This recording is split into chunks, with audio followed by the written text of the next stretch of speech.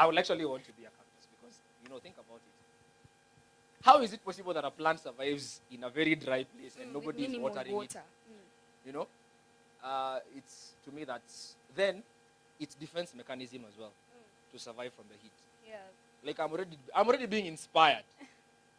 Like in my next life, if reincarnation was real, put me in a desert. Oh, okay. Yeah. Okay. Then I'd become maybe a cactus. Okay. Or a camel. A camel. Is it camel or camel? Depending on the school you went. Depending on the school Station you is went. camel. Polling station is camel. Camel. I have one icebreaker for you people. Would you rather? Kuna watu wamecheza hii game.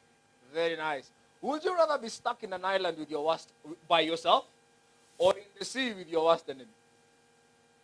Come again. Would I rather be? Would you rather be stuck in an island by yourself? Uh-huh. Or would you rather be lost at sea with your worst enemy? Worst enemy. Share with your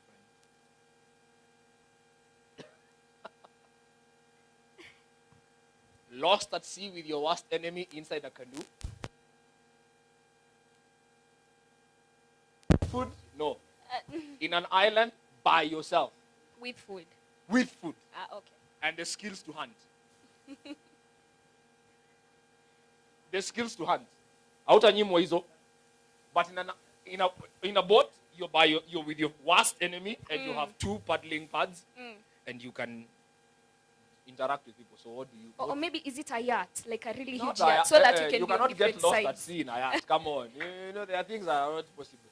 I'm talking about getting lost at sea. Inside maybe a canoe. Okay. Yeah. Anyone? Let's see. Anyone? What were island? Let's see. Islanders? Island alone. Island by yourself. On the boat with your enemy. You cannot kill your enemy. Just so you know. You cannot throw them overboard into the sea. And you can't kill them. You can't eat them up alive. You have to stay with them. You have to find a way. Anyone? Islands, let me see. Let's go again. What were island by yourself? With a spear. And animals. You can start a fire using. But remember, you are lost. What were boat with your worst enemy? Wow. Okay. Let's hear arguments then. I would like to hear arguments. What were boat? Why? Let's hear these arguments. See, in the sea and you're with your enemy, first of all, si lazima muonge. And you can work together because both of you want to be safe. So how will you work? Because like so many 10 years. Yeah. Meaning eventually I'll wake up. Eventually you'll wake up. Yeah. And then who likes safari? Kwa nini nikule kabeji imechemshwa na maragwe and I can literally just sleep and have a nice life on that bed until 10 years. And then maybe uko utapigwa and then like I can't. Fellow convict. Do you have any convict in the house? You're the only convict. I will stand by myself. I am an army of one. Joel. When you convict. Thank you. My fellow convict. Peer pressure. See pressure. Acha tusikie argument. When you're a convict, 5 years ukiwa prison utakuwa umepata experience. Utakuwa umetoka hapo hivyo ukiwa na a different perspective of the world. Unalala Sikia, si ati unakula na kuna job unadu. Exactly. You're guaranteed of 3 meals a day. Ni two.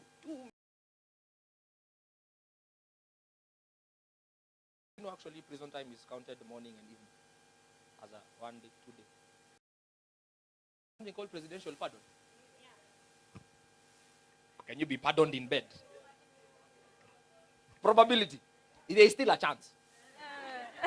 Whether the probability is low or not, the chance still exists. True or not? Exactly. You who would have thought that after what Jesus went through, you would have resurrected? Come on. Ndio maana waliangalia wakasema hakuna huyu jamaa hakuna vile yako macho huyu. So you can be pardoned in prison.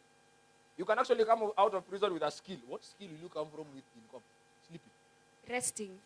You know how to rest. Resting is natural. It's not. Like there are things you don't struggle with. You imagine struggling resting. But the Bible says labor to enter rest. You know that statement? Okay, let me not think about it so much. You have another icebreaker? Gani yeye nakusumbua? Gani yeye nakusumbua? Would you rather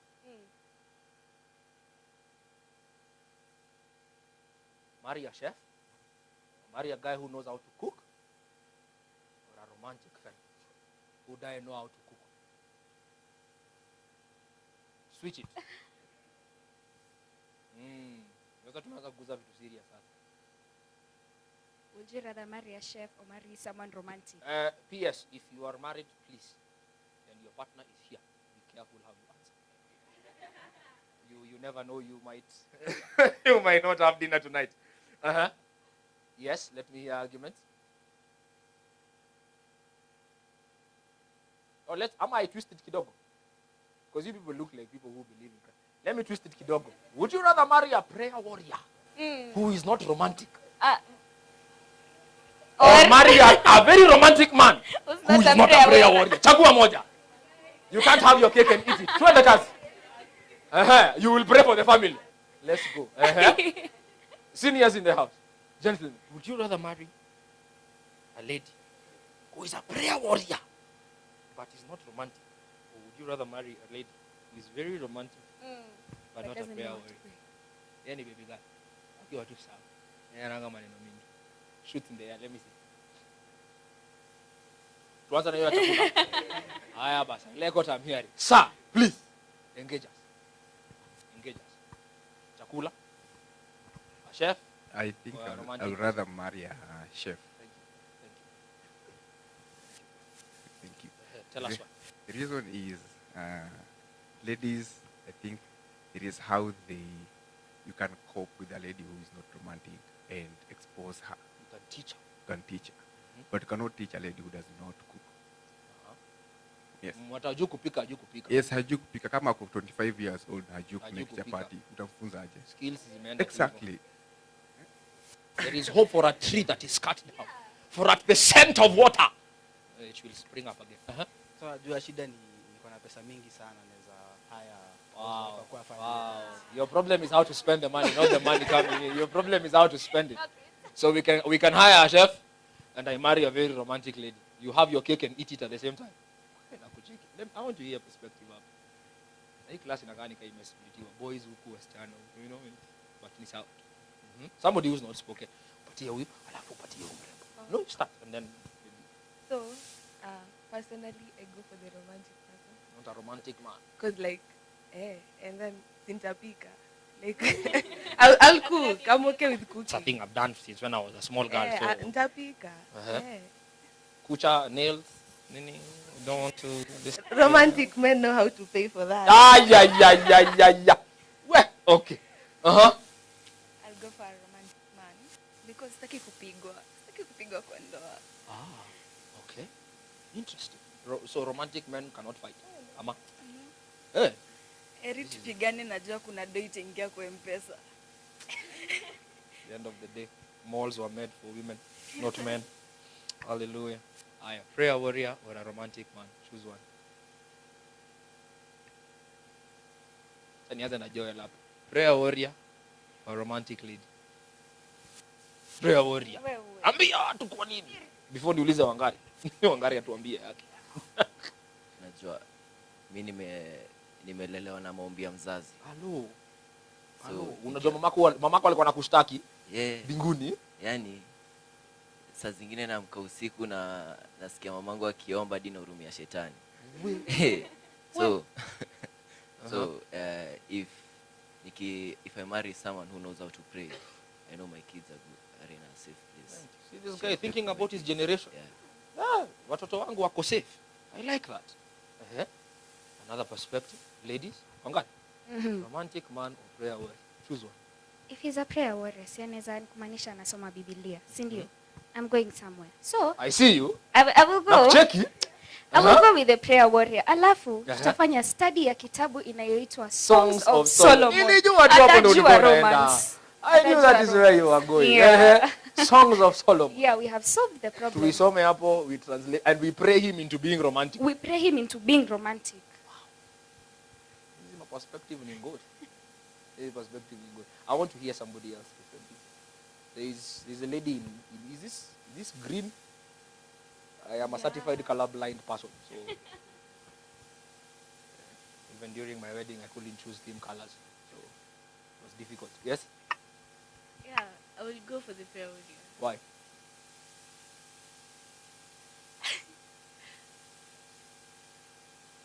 I don't know. As But Uh-huh. Clarion. the spiritual world is bigger than the physical world. Julie Gishuru tells a story of how when I think it's a son or a daughter, I can't remember, who fell sick. Maybe the child got choked na bone ya samaki, and they were rushing to the ER, and the kid was taken into the emergency room, and she was left outside. And this is what she says. She's at that moment is when she discovered that in a partner, what you need more at that particular time. You realize beauty at that point would matter. Handsomeness wouldn't matter. Six pack, no go matter. Oily skin, as much as we're talking about skin today, no go matter at that particular point. So she was saying, at that particular point, what she thanked God for was that she could call on the same God with her husband. Period. Aye! Period. Imagine. So hapo nimesaidia mtu mwenye I am dating someone who is not born again. Is it the will of God? Julie Gishuri will answer you better. Now, moving on to today's conversation. Just before we even have the panelists on top. Anyone here who's had a skin struggle before? Clap once. Clap once. Let's go hapa open. We are having a hot conversation. Yeah. Your An hot open one. an acronym. Acronym. What to a group of schools? The acronym. H stands So, for? H stands for humble. I know what O stands for. What does O stand for? Open. No, you stand. Haikuwa discussed, guys. T stands for truthful. So we are having a humble, honest, humble, open, And truthful conversation. Not to brag, I have never struggled with skin issues. The only thing I've struggled with, I was telling Gary, just pale nyuma, the only thing I've struggled with in terms of my skin is complexion. I didn't know how dark I was until I entered a boarding school. You ever been told you look like under the bed, you know? Oh my goodness. You know how dark you have to be for you Oh to be my told you look like under the bed. Yeah. You know? And when God was making you, he didn't have any bright ideas. Oh You know? Lord. Sasa Imagine this- being told that and you're only 10 years old or maybe 10 to 12 years old and and people are actually laughing. Yeah, I can imagine. And you growing up, you never thought that it was actually an issue. But then all of a sudden you're like, na by the way nawaga nimeshika rangi. Na sasa, you see this thingy yenye boys mnafanyangwa high school, ukiambiwa uchote giza. Sasa wewe ndio ulikuwa unachotwa. I see we are firing shots. It's okay. It's okay. I struggled with my skin complexion for a while. Yeah. For quite a while. Because you know that particular age is where you're trying to belong. True. And then the people you're belonging with decide to pick on you. You know? When someone picks on you, they want Buddha. Hebu ingia pale kidogo. Haya smile. Alafu anazima stima. Oh Lord. Tione kawa atakuona. You know? Okay, that was mine. Because today we're talking about a memoir of trauma. Yeah. That's my trauma. Anyone here personally that was my biggest struggle. I went through that for almost 2 years. And I didn't actually realize the psychological effect it had on me until I got to a place where now, you know, there's a certain age when you begin to enter, you now become sensitive. Yeah. When somebody now mentions something, there's a day I even went and asked my mom, kuna kuanga na shida na watu weusi, you know? Okay, my mom is one of those, hizo ni maswali gani mnaniuliza? You know, when you're asked that, the conversation ends. Yeah. Okay, no, mmeniangalia seriously hivi. Let me remind these people something, just to break them kidogo. You ever finished dinner? You guys were eating, nyinyi wote. Then you finish dinner. Then your father says, switch off the TV. Have you guys ever experienced that? That moment of, hebu zimeni hiyo TV, mkuje hapa. Anyone who's experienced that? Yeah. Remember how scary it was? So now imagine your own teenagers, your friends, picking on you because of your complexion. And it's something But that it was can crazy. change. It was Oh, crazy. no. I know you're wondering how I overcame. I was telling you, I started now making fun of myself. In the open. Openly. I was like, hey, kuna watu tumeshika rangi hivi. Ndio maana tunanunuanga kiwi. You know? Because most shoe polish is black. in case you don't notice. Black became my favorite color. And that's how I maneuvered out of that situation. I came to, okay, I don't know if it's a good way. The psychologists in the house will tell us. Venye nilianza kujienjoy, watu waliacha. Watu waliacha kunienjoy because now this guy is already making fun of himself, so now we are laughing at his jokes about himself. So yeah, that's my trauma story of scarred and skin. Yeah, I don't think I have. God has been faithful to me. And That's really good, even to see you standing in confidence yeah, right now. yeah. Even It's been standing a in front of journey. people right now, it's taken at all. I was telling her, I didn't discover how dry my lips were until I got married. Then my wife started telling me. Then the consciousness came out. So I came to discover skin issues are more of a conscious thing. Yeah. So whenever people begin to mention, To point it mention, out, to that's mention, when you to point, mention. that's when they're like, then you walk in the mirror. You All have of a a mirror sudden you story. notice. You have a mirror I story. have a mirror story, but Eh, before that, a mirror story. Okay, so okay, imewapita lakini ni sawa. it's okay. Have you ever been just okay with yourself until you get to a place, people are all of a sudden so conscious about you? They're like, kuna pimple fulani imetokea. I don't know. I think it's more common for ladies than for gents. They're like, kwani nini imefanyika? Kwanza hii ya guy. And they're looking straight at your face. Guy. Wakiwa wengi. Hey, Uh-huh. ati kujeni muone guy. Uko sawa? So for me, I think I did have a struggle with my skin. And for me, it got to a point where I hated looking at mirrors. So for about an year, I didn't look at a single mirror. And you can imagine you're dressing, you're walking around town in some of these windows, you can see yourself. I hated anything. Unajua ile bank inakwanga pale Moyovin. Ile yenye unatembeanga tu and automatically Unajiona. your head just stands to that mirror. You know that I've never known the name of that bank. Inakwanga tu just when you cross Quickmart. Cross to barabara hivi on your left. Janga hapo unajiangalia hivi. So you didn't look at a mirror for a whole year. I didn't look at a mirror for a whole year because I didn't want anything that reminded me of my face or anything about me. But yeah, it was, I think it took me downhill, but before, what can I say? Yeah, it took me downhill. And then I think I kind of sort of found a way to navigate it. And now we're even able to stand before people and say, you know what? I love how I look. I love my skin. How did you navigate through it? A How whole did year. I- How did you come back to looking at mirrors? I think first it started by the people I confided in. All right. Because, I felt so broken within myself. So one of the first people I confided in was my mother and my close friends. So it's like, this is how I feel, this is how I feel. And the two small affirmations you get from people. They might seem like nothing, but at times they go a long way. And then something else I'm truly grateful for is I found so much solace in faith. So you see, I will be those girls with 101 scriptures on what does the Bible say about me. I will be those ones. Beautifully and wonderfully made. Exactly. I wanted those reminders, daily Fearfully. affirmations. Yeah. Some of us started telling ourselves we are more fearfully than wonderfully made. Oh no. Oh, no. That's how I made it through. I'm not advising you do it unless you have a strong sense of personality. Yeah. Sisi ni wale we are more fearful than wonderfully made. But I think even standing here, one of the things I appreciate is resources like this book right here that we are launching today. Yeah. Because this book delves into some of these things that we don't really talk of. Because you see, the minute you get that comment off, kwani what's up with your skin, it does more to you than you think. The minute when, as a gentleman, you are trying to approach a lady, and then they're looking at you and they're like, there's just something about your face that I don't like. Right. It does something to you, Nandani, that you might not even realize. Yeah. So having such a resource helps you to, one, uncover some of those things, Yeah. and then it takes you on a journey on how to be more confident in not just your skin, but also how you feel, who you are as a person on the inside. Actually interacting with the author, she's a very, her mind is you ever met with someone whose mind is just seasoned? People Seasoned who with are salt. seasoned like salt. Yeah. I was asking her why this, and she's told me something. Skin breakouts go beyond reactions to food, products. Yeah. I think it has more of a psychological reaction than a physical trigger. One. I was like, wait a minute. And then she's just told me, interestingly enough, 60% of her clients are men. Really? That's what she's told me. I was like, so men also have And then she says that most guys go to skin clinics in the night. 'Cause they don't want to be Nicodemus style. seen. You know? They don't want Unanga to be seen. usiku ile design. Wewe unajua mwanaume na igo yake ati anaenda kuna shida ya ngozi. Anga hivi anakaa anafuatwa.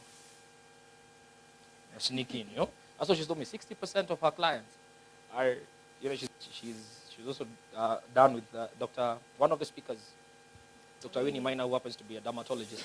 She told me 60% of her clients are men, you know? So this is a conversation that transcends beyond being Male or female, female.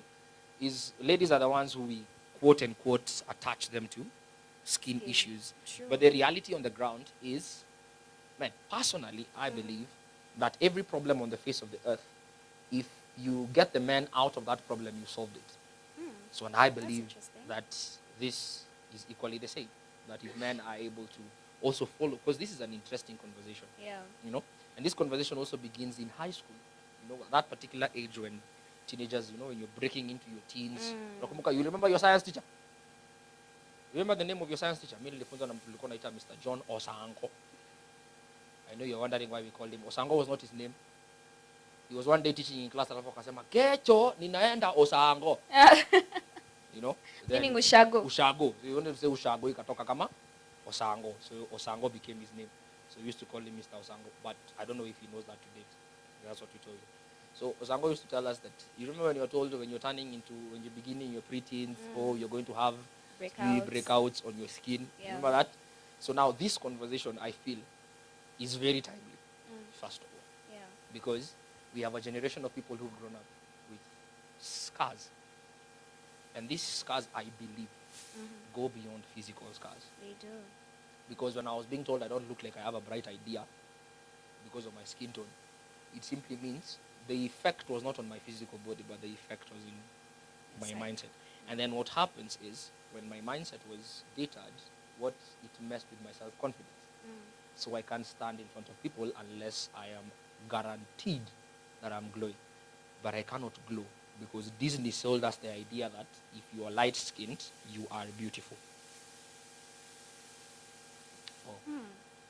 You ever watched a Disney movie with a black dude in it? Growing up. Ama Disney haikuwa time yetu. Sisi tulikuwa tunaona nini? Ilikuwa, si ndio? Ilikuwa. So there's these subconscious ideas that are normally sent our way, you know. So some of us grew up knowing. We even struggle taking compliments.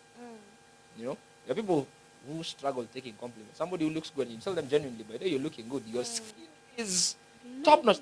They're like, okay, I tried. Ni leo tu. Any God, you know.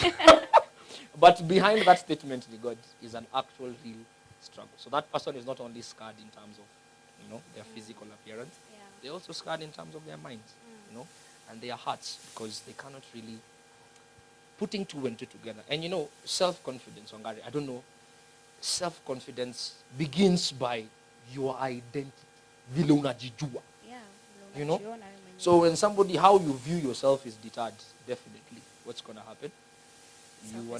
Your self-esteem goes down. So you see, skin protection goes beyond. I've seen a line in that book, man. You guys should get the book. True. You guys should get the book. This book is amazing. I've seen a line on that book that says, the first step towards healing your skin is by making sure that it is soft and not in terms of texture only, but even how you speak to it. So I speak to my skin Speak softly. to your skin softly. You know? Just take it slow. Anyone here who dances Zumba? Or salsa? What do you people do for fun? Other than scrolling on social media. Anybody, you read books for fun? That's amazing. That's a reader for fun. Anyone who dances here? Please try Hata ya Zumba. TikTok. Hata ya TikTok. Ile unawekanga. Uongo. You guys are lying. Unaweka siku hapo. Then you try out things. You know, if you should try Zumba, because Zumba is a very slow type of dance, very intimate. So I'm thinking, when she says you should speak to your skin, what do you think that means?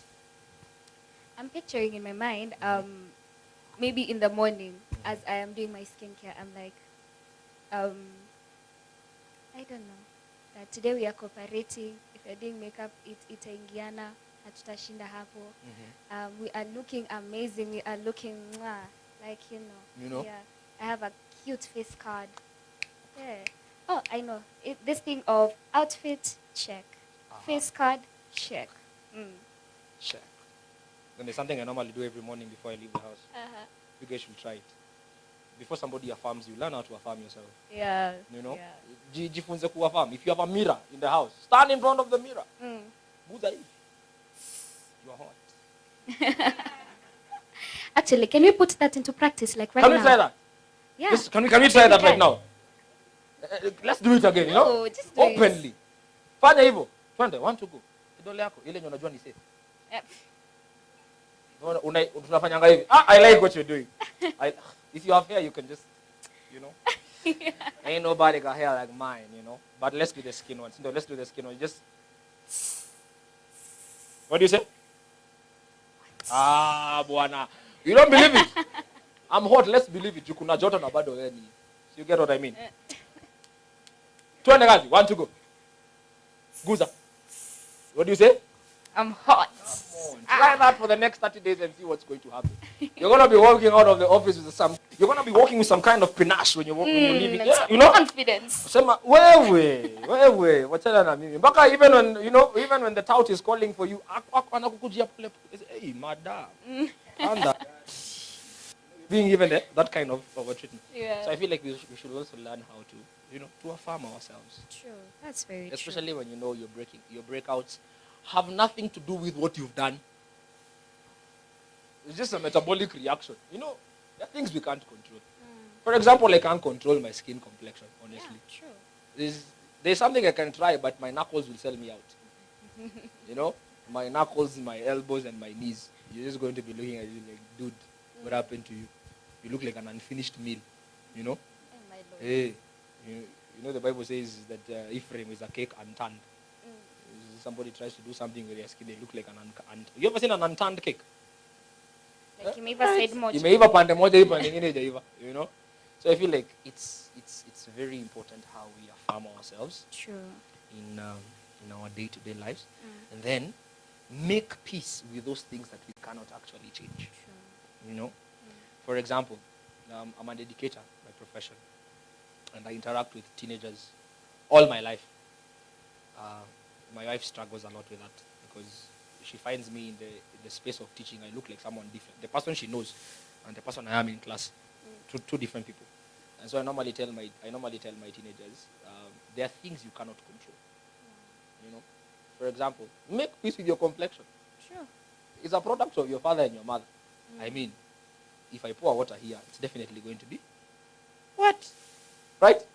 So if your parents are of the complexion like mine, illusion, what do you expect?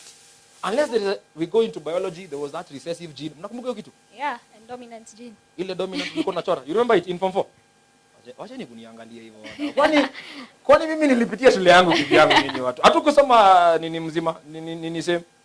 You remember that thing we used to talk, the dominant recessive gene? Yeah. But there's some things we can't really control. And then we also have to have an understanding. I'm thinking, when God says we are in the image of God, the multifaceted image of God. So hata mimi bado venye nakaa hivi. Hii bado ni mrembo. Exactly. I am also good. Hey, my wife keeps telling me I'm handsome. I'm yet to believe her. But she When believes. those affirmations are not working, the I am No, hot. it's I remember how I survived by making fun of Yourself. myself. Okay. But it doesn't affect my mind. I don't know how. It's been a weird combination. A very weird combination. What do you think can help in terms of these scars, both physical? Physical and psychological. I think there is also the aspect of the kind of environment you are in. Because at times, if you're around people who all they say about you are just negative things, as much as you're trying by yourself to stand on your own 2 feet, it can be a bit difficult. It's like when you put a seed in an environment that is well catered for, and you in another seed you take it and you just throw it kiholela and you don't even take care of it. both of them might grow, but chances are this one will be better because it's more nourished because of the environment it's in. So the same thing. I think our environment is also key. Matters At a times, yeah, at times you don't have to tolerate every single person because you want to seem nice and everything. If they're doing more damage than good, you'd rather walk away. Do you walk away? Yeah. Wow. Anyone here who minds to share their skin journey in 30 seconds using 3 words? Anyone? Anyone? Anyone? Hey, class here 844. Hey. Yeah, thank you, Joel. Naamka, naosha uso, Naosha uso, napaka mafuta. paka mafuta. Bas, naamka, naosha uso, napaka mafuta. I think mafuta gani? Vaseline, Period. petroleum jelly, ama Aremis. Aremo. Aremis. Most dudes, hata mimi naamka naosha uso, mafuta. Anyone here who has a skin routine, a skin care routine? Hey, you have one. No, Do you mind sharing it with us? You don't mind? Haya, wacha nikuje. Utupatie hii story vizuri. Ama you want to join us? Cool. Confidence, man. I appreciate this lady. Makofi. Is it the kind of confidence I can join you guys? Kwani? Please share with us. Tell us your name. And then you. Okay. Hi guys, I'm Rebecca Musembi and I work for Oxygen Botanicals. So yes, I do have a routine. Definitely. For sure, I have a routine. Yeah. So, am I supposed to also say about my skin journey? If you No? want to. So, hey, my skin could. It's like this book was written for me. If you read it, it'll for sure touch every single person. Because I used to have really terrible skin, like terrible, like breakouts all the time, especially in high school. And you know, that time there wasn't a lot of information on skincare. As like As it is guys right who are now. learning right now, they're Yeah. so lucky because you have so much information. Bana. You have books now about skin, Yeah. so it's really you're lucky. So I didn't have that at that time, and so I struggled with the. I will reveal my age when I say this, but on Pinterest kulikuwa na hizi lemon, coffee, sugar scrub things, tomato things, turmeric. She knows. Turmeric and honey and lemon and yogurt. Well, Terrible things, guys. Yogurt. Plain yogurt. What do you do with yogurt? You mix it with the turmeric and honey and lemon, and then you make a face mask. Yo. Na avocado. I can see someone is relating with you a lot up We are and which is relating, quite interesting. So back then it was not. It was horrible. So now, as you know, in a BD you also self-educate at some point. So that's what I did because I'm like, my skin is not getting any better. I look. You could play join the dots with the amount of acne I had on my forehead. Wow. Okay. Forehead, because that's, you know, sometimes girls, we break out to different places. Like, now my problem area was my forehead. Right. So that's where I got on the cheek, just hormonal here and there. And then, so after a while, you know, I started creating, because I've been in the skincare industry for a while. So I started creating connections, getting unsolicited but helpful advice. So then that's when, you know, I started making some few changes to my skincare routine. And then now I actually have a full routine. Yo. Practice every day? Every single day, day and night. Please share it with us. So you cleanse. So if you wear makeup, you need to have, if not an oil cleanser like a micellar water, something preferably that has also like oil in water type of, you know, formula. Use that to remove your makeup, or sunscreen, or that, because huku nje kuna a lot of vumbi mingi sana. And then now you cleanse, use something hydrating and nourishing, and then you moisturize and you sleep, like just very short. If you're someone who likes serums, you do the serum and then moisturizer. That's at night. During the day, always finish with sunscreen and reapply. If you don't have makeup on, you reapply. If you have makeup on, look for sunscreen powder. So that's my routine. Hapo kuna mtu amesaidika haki. Let me tell you. I am a skincare advisor. You are, as well. Yes. Wow, amazing. So Please advise men. I do advise men. Share. I want to learn today. Men, tabidi umeniona pale kwa ile desk. Hello. No, ni Otherwise, I can stand here and talk. Nita take over this.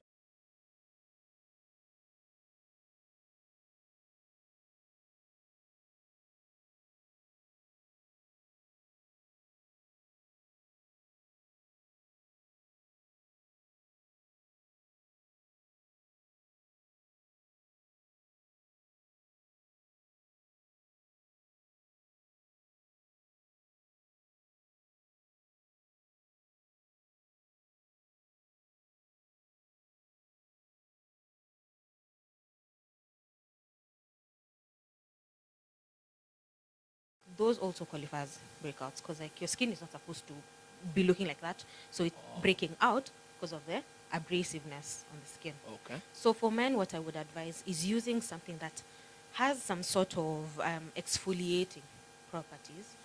Not a scrub. X what? Kitu inasugua, but haisugui how you would think it does. It's like a chemical exfoliant. So it feels like just normal. It doesn't feel like a scrub or anything. But it is working. But it's working. And that's good because the physical like scrub type of nini, they create micro tears into the skin. That's how you get bacteria into the skin. You break out more. Or you start discoloring. Or you start getting super sensitive skin, like super irritated skin. So when you do like a chemical exfoliant as opposed to a physical exfoliant, it's much better because it works slowly, penetrates slowly into the different layers of the skin, and then now it works from the inside out. Because physical scrubs are very just skin surface. Haingi to the watu walifanya science hizo layers za skin hadi huko kwa epidermis. Yeah, like that. And then get something that is oil controlling as well, because men typically tend to be oilier than ladies. So you get something that hydrates but doesn't make you look shiny or greasy, but you're still moisturized, you're still nourished. And then you have to get sunscreen, because sijui kama mshaiona, like a woman who's 6 years old and a man who's 6 years old, they don't look the same. The man looks older because they've never applied sunscreen. Your aging is the sun is the number one cause of aging skin. Yeah, so when you don't protect your skin, so 60, you look 70.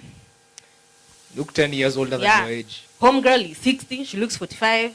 Sunscreen. Sunscreen, eh? Yeah, so sunscreen. Yeah, that's like for daytime. At night, just cleanse and then moisturize and then go to Lala. Yeah. Jole umesikia? Just nasikia vitu tatu. So sijui mbona mnasikianga ni kama mnafosiwa sijui kupaka nini. Just 3 things. So simple. Just wash, moisturize, protect. That's it. Wash, moisturize, Protect. Yeah. Can we do that again? Wash, moisturize, protect. Yeah. Wow.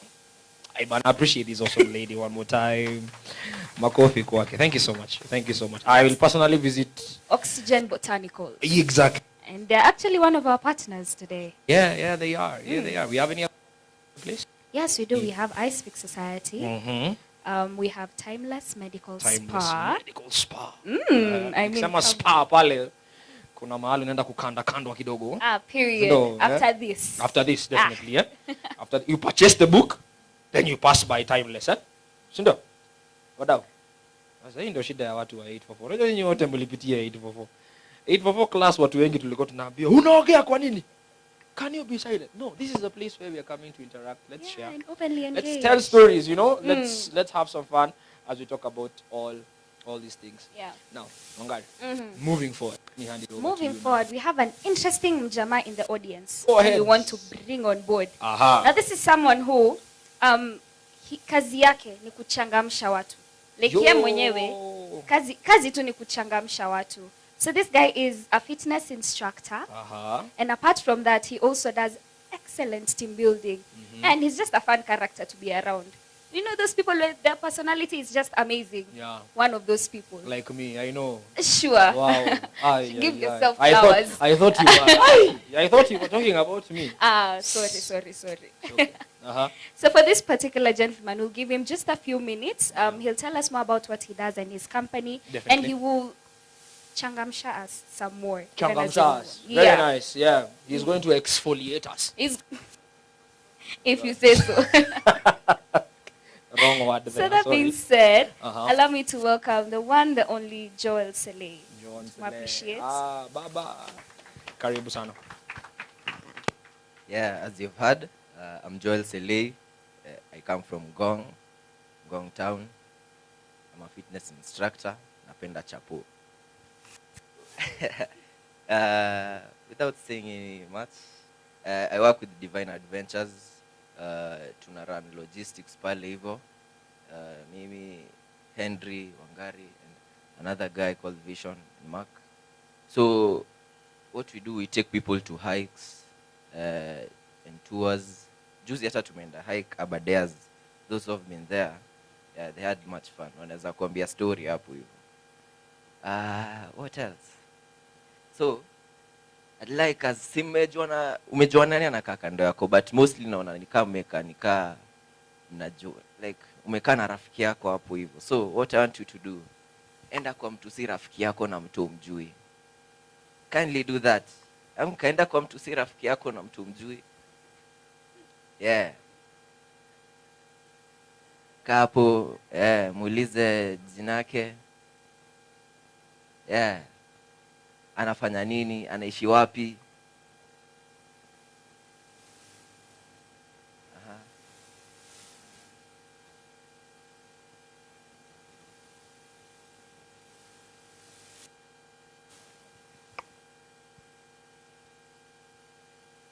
So acha niende mahali.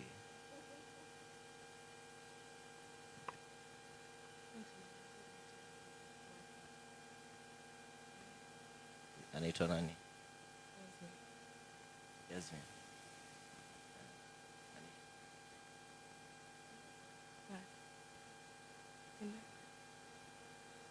Interact bana. Interact. Usiogope beshte yako. Wewe ni rafiki yako saizi. Yeah. My friend here. What's your name? Cheya. Where do you come from? Bagadi. Nangata. What do you do? High school.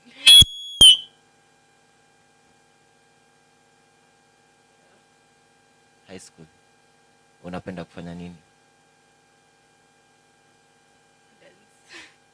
Dance. Nice. Hata pia mimi napenda kudance. Utanifunza? So guys, nataka mko attentive sasa.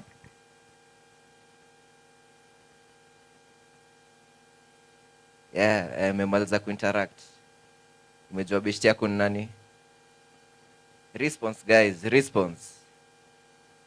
Sasa cheki. Nataka tufanye something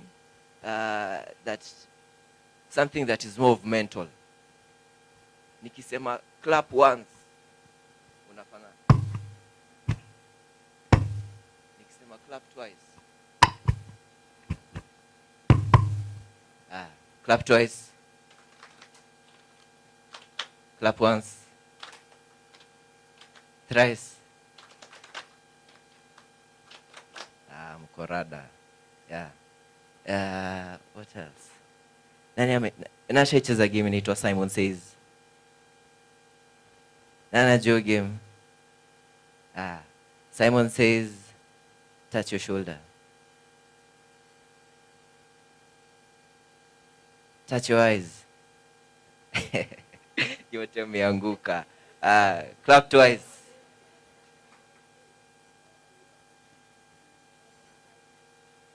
Okay, e-game, yeah. Ebu tell how people are supposed to play this game. In Simon Says, you only do something when Simon says. If Simon does not say you do that, you don't do it. You just stay in the position you are. Meget. Simon Says, touch your ear. Touch your back. Clap twice. Simon Says, clap thrice. Mshasahau. Clap thrice.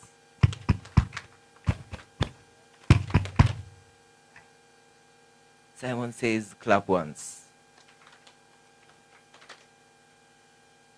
Clap twice. Hey, I'm Korada. Yeah, so for me, I want to hand over the mic again. But before I hand over, nataka kuuliza kitu moja. Yani hii dunia uambiwe uko na one item of supply for the rest of your life, inaweza kuwa nini? Me for me, ni food. Yeah. Food peke yake. Yeah. Who tell us? What's your name? Mogoto Julian. I'd like to supply happiness. Yeah.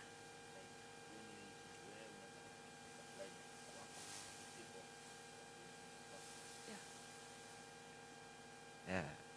Though me ukwanga too happy hivyo for no reason at all. Yeah. What about you? What's your name? I'm Sabina Yanchama. What is that one thing you will want to be supplied for the rest of your life? Na ni moja tu. Nguo, of course. Okay.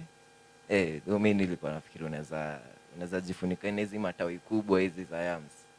Kama mshaiziona? I'm Sarah. Yeah, I would like to spread joy. Yeah. Inaonekana nyote ni mnapenda tu furaha. So without saying much, nasikia kuambia msimame, juu naona mmeboeka yani. Sijui ni aje. Hebu simameni.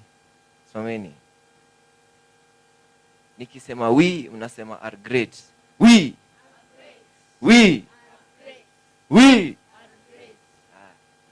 So tunaendelea na ile game ya Simon Says. I can see more people coming in. That's nice.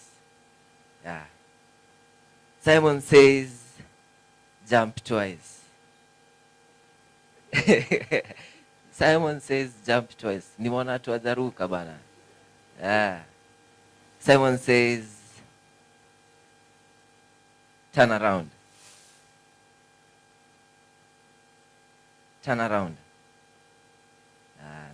Nice. Unaona siri ilikuwa nikwambia tu msimame. Yeah. Simon Says clap twice. Clap thrice. Touch your shoulder. Touch your nose. Simon Says touch your nose. Kuna mtu ashiki mapua hapa. Simon Says clap once.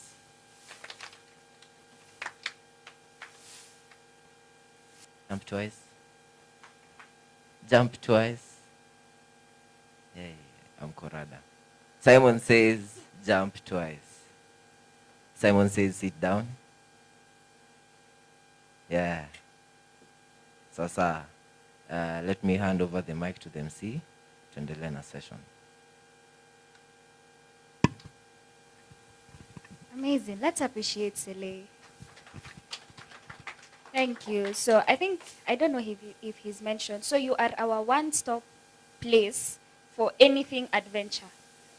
And I think going out and sweating, it also helps with our skin to some extent, right? If so. Yeah. I believe so.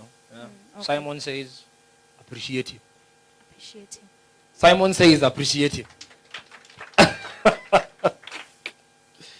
Yes, guy. Amazing. And so once again, karibuni sana to everyone who has joined us.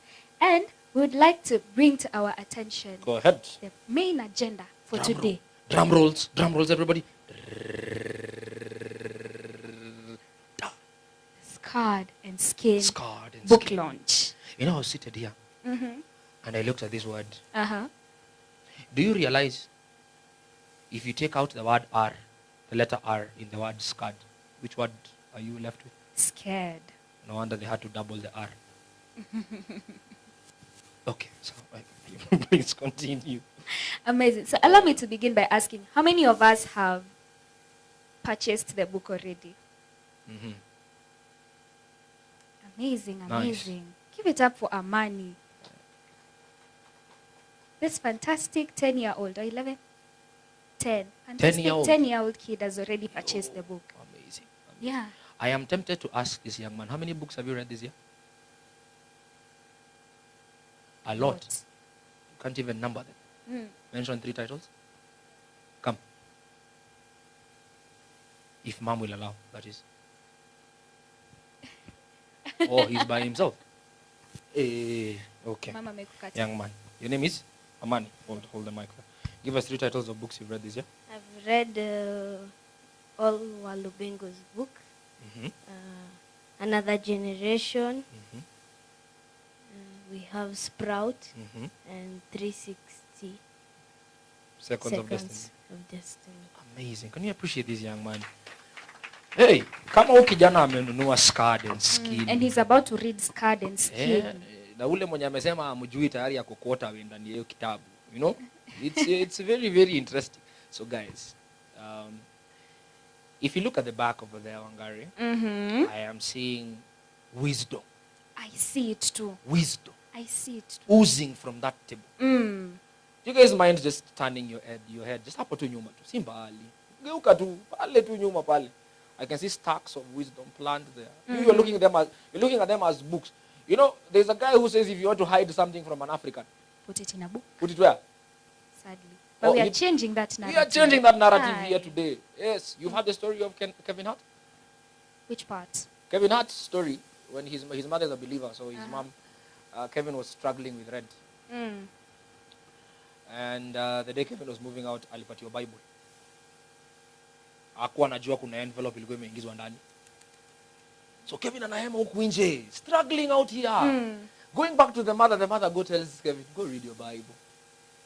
Kevin is wondering, I want rent, I don't want to read. I want rent, I don't want to read. Mm. So now at the brink of his, that everybody has a breaking point. Yeah. Everyone. So Kevin got to his breaking point and decided, anyway, let's see what this Bible is about. So when he opened, he says like 3 checks fell out. And his rent had been paid for a whole year. So you want to hide something from an African? We are not going to hide them in books anymore. Because today is one of those days where we are coming to launch a book. Yes. And they are arranged so down there. So tell us, how do we get these books?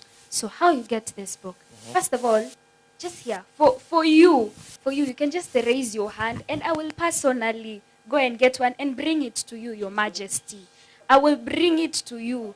Yeah, if you want to buy. But the book is going for 2,000 Kenyan shillings. Only. Yeah, it's a good investment. Very nice. It's a good investment. A good investment compared to the kind of wisdom that you will get. Period. Yo, 2K is worth that investment. Yes. And the good thing, mnaweza amua, mnaweza sema, see, you and me came together. So ukitoa 1,500, Mimi nitoe nitoe punch. 500, zi, utoe 1,500, nitoe 500, situko na kitabu? Ama mimi nitoe 2K, wewe unichoche. You know? Very nice. Hey, Mnaweza mimi fanya nitoe 2K, hivyo. wewe unichoche. Mnaweza fanya hivyo. Exactly. Twende tubuy kitabu. Right? But if you decide to get 2, just like 2 at a go, maybe you're like, I'll get this for me and a friend I know. We will give it to you for 3,000. Imagine. Just 3,000. 2 books are Kenyan 3K. shillings. 2 books, 3,000. 3,000 ni fare kwenda wapi? Kisii na kurudi. Soma Sindio? kitabu. Soma 1,500. kitabu. Si usome kitabu in the process. Eh, Na ile wisdom unapata pale ndani. Mingi sana. true. A lot of wisdom there. So if you want 2 books, 3,000 Kenyan 3,000. shillings. You get But one then- book at 2,000 Kenyan Yeah, shillings. you can also decide you want to buy 10, Bana. 15. Maybe you came with a philanthropic spirit, Yeah. you know? And you feel like you just want to bless and Unasikia bless. tu kikitu tu ndani yako kinakuambia you can do this. Brother, when you hear the voice, please harden not your heart. Yes, you can purchase as many as you can.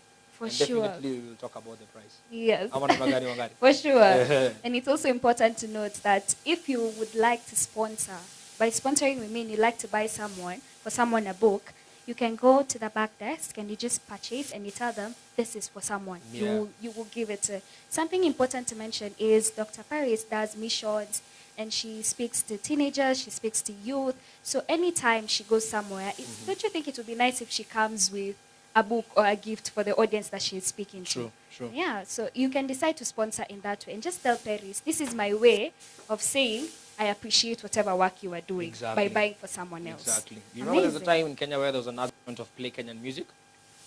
You remember that time? So how about we start a conversation of let's read Kenyan books? What do you think? True. You know, tuachane na Harry Potter. You know, some of us have read Harry Potter. This is the 3rd time you're reading it. You know, so one of us has put together a very nice book. So we are asking that please do not exit the room before Without buying. you buy. Then there is one of her previous books. True. Tell us about it. There is Audacious. Pale nyuma. Yeah. She is not a first-time author. Yeah, So she has a book that she is written titled Audacious. audacious. And that one is going for only 1,000 shillings. 1,000 bob Like only. hiyo ni offer ya leo. Yes. Offer ya leo, Yes, 1,000. yes. 1,000 shillings only. So tafadhali, please, we are having two books on sale behind there. One of them, Scarred and Skin, and the other one is known as Audacious. Go over there, get yourself a book. Yeah. You know, as you're on the road, you can travel as you're reading. You know, ukiwa pale, maybe umechoka na YouTube. You know those times where you're just tired. Yeah, you just You don't need a even feel book. like turning on the TV. Unataka kukaa tu kwa nyumba kama relax. Reading is one of those things. For sure. That can even increase your dopamine level. Sure. You know, helps you to learn how to focus. You know, so that we can have these conversations. Yeah. More and more. So ndio angalia. For sure, for sure. Uh-huh. I think Sasa, apart from that, anyone would like to purchase actually before we move Currently, from there. before we even do anything else. Amazing. There we go. And Yeah, another one. Yay. Wangare ulisema mtu mwenye anataka kitabu utamuendea. Amekimbia. Amenishinda. He has gone ahead of you. Amenishinda. Okay, like the chariots of okay, like Elijah. Appreciate that young man, bwana. Hey. At 10 years old, you've already read 3 books in 1 year. What were you doing at 10? Do you remember what you were doing? Do you remember what you were doing at 10? At 10 years, Wangare. I was living my best life. See, we are sorry. I may not have been reading, but we are here now. I'm telling you. And we are ready to Right read now, I am the book that is being read. Come on. I'm telling you. Inakumbuka hizo wages zilikuwa za slide. So now, ladies and gentlemen, if I throw my eyes behind there, I can see a very beautiful lady. I know. Accompanied by other beautiful ladies and a gentleman. In Indeed. a fine suit. So, ladies and gentlemen, with a standing ovation, the author herself of the book, Scarred and Skin, Madam Peris Mbuthia. With a standing ovation, ladies and gentlemen, let's appreciate her as she makes Adi Afike. She arrives. We're going to be introducing beauty, panache. I'm going to ask the be seated together with the author. Hadi waketi tafadhali. Hadi waketi makofi. Hadi waketi. Amazing. You can have your seats, ladies and gentlemen. You can have your seats. Wangari. Go ahead. And I don't know if you've noticed, but there are 2 other stunning ladies who've worked with Dr. Peris. Take and there's your time. a fine gentleman. Take your time.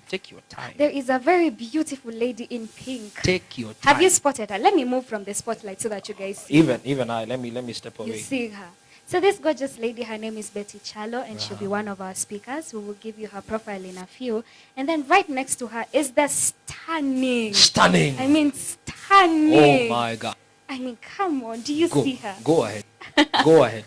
Give her flowers while she's still alive. Come on. So this is really, and she will also be one of our speakers for the day. Yes. Amazing. And ladies and gentlemen, I have the honor as well to this awesome panel.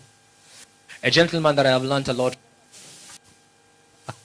He's the reason why very many young people are discovered of late. So ladies and gentlemen, an author, a president, a speaker, vision speaker, child of the gospel, like no other. Ladies and gentlemen, put your hands together. Than Benihin Wa. Oh, karibu sana sir. Karibu sana. Amazing. You guys, these people look amazing from this side. Sindio? They do. Sindio? They do. So wanna kafiti from the end. I don't know if do these guys look amazing from that side? It's a beautiful sight to behold.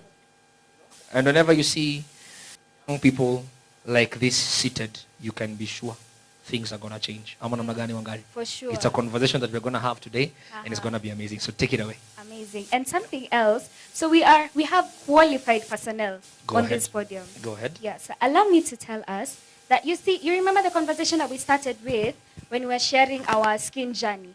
And we were talking about how for some parts of us, it's left us scarred and everything. So here we have someone who not only is a specialist, but she has also walked that journey herself, and she has walked it with her family members. So Winnie Minor is an award-winning health innovator. She is also a dermatologist. That means she knows whatever she's about to tell us. Like you see those questions that you have, those critical ones, that you're afraid that me and he might not be able to answer. Directed to this panel. And apart from that, she's also a health systems consultant. So one more time, let us give a round of applause to Winnie Minor. Makofi kwake kila mtu. Thank you so much, Wangari, right? For the beautiful introduction. My name is Winnie Maina. Can place this one here.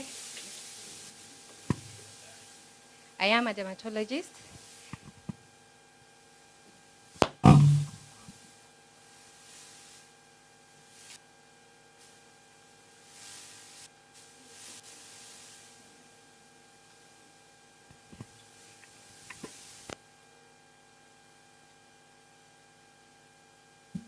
So I don't know why you guys were having a conversation about skin in my absentia. Maybe that is why Wangari decided that I should leave the room earlier. I love such conversations. So who is seated to someone that they didn't come with? Just two people. You guys have been together for a few minutes. If you're seated to someone that you didn't come with, a gentleman and a lady. There's one gentleman at the back. So I'm giving you 3 seconds. Look at your neighbor. 3 seconds. He doesn't have a neighbor. Look. Lock the eyes.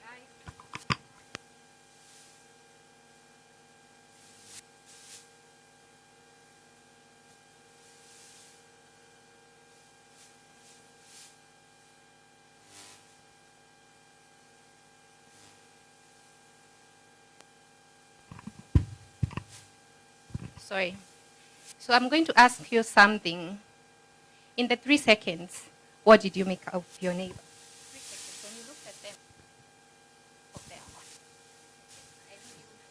you looked at them, what did you make of them?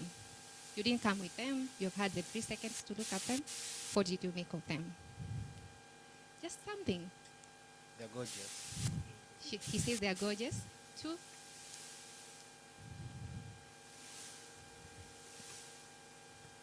The gentleman at the back, what did you make of your neighbor?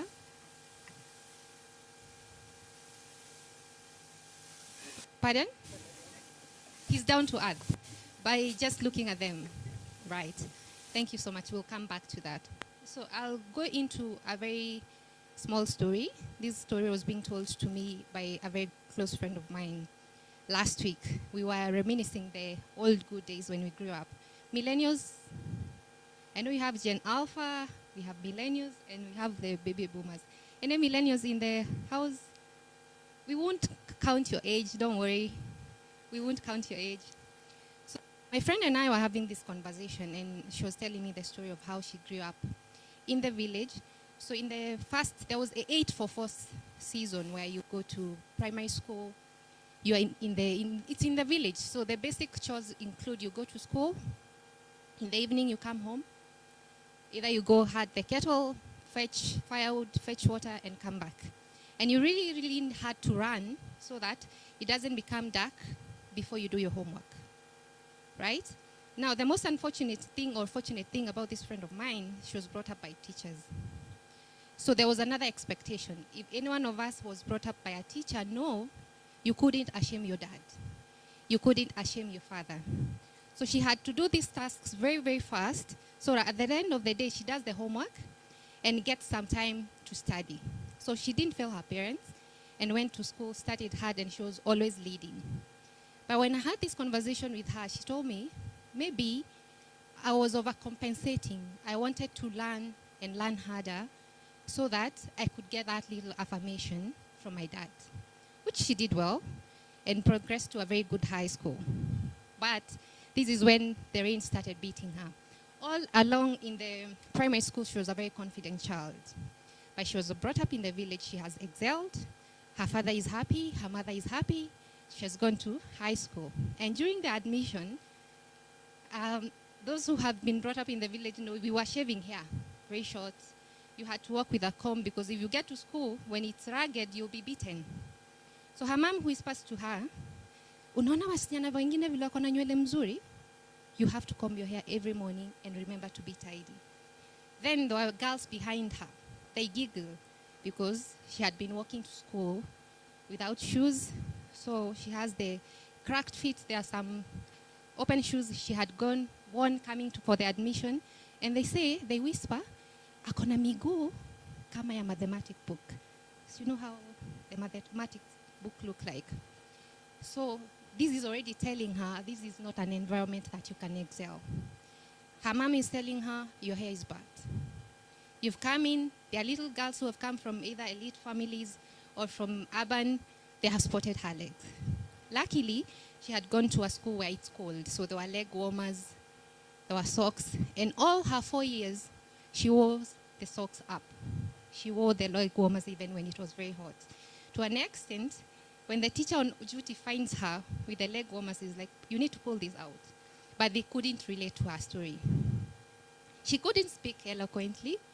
She was brought up in a village, so the much she could speak, when she speaks, the peers laugh, they giggle. Anangoa, you remember those things. So what else did she do? Bury herself in books. Again, excel, be the best.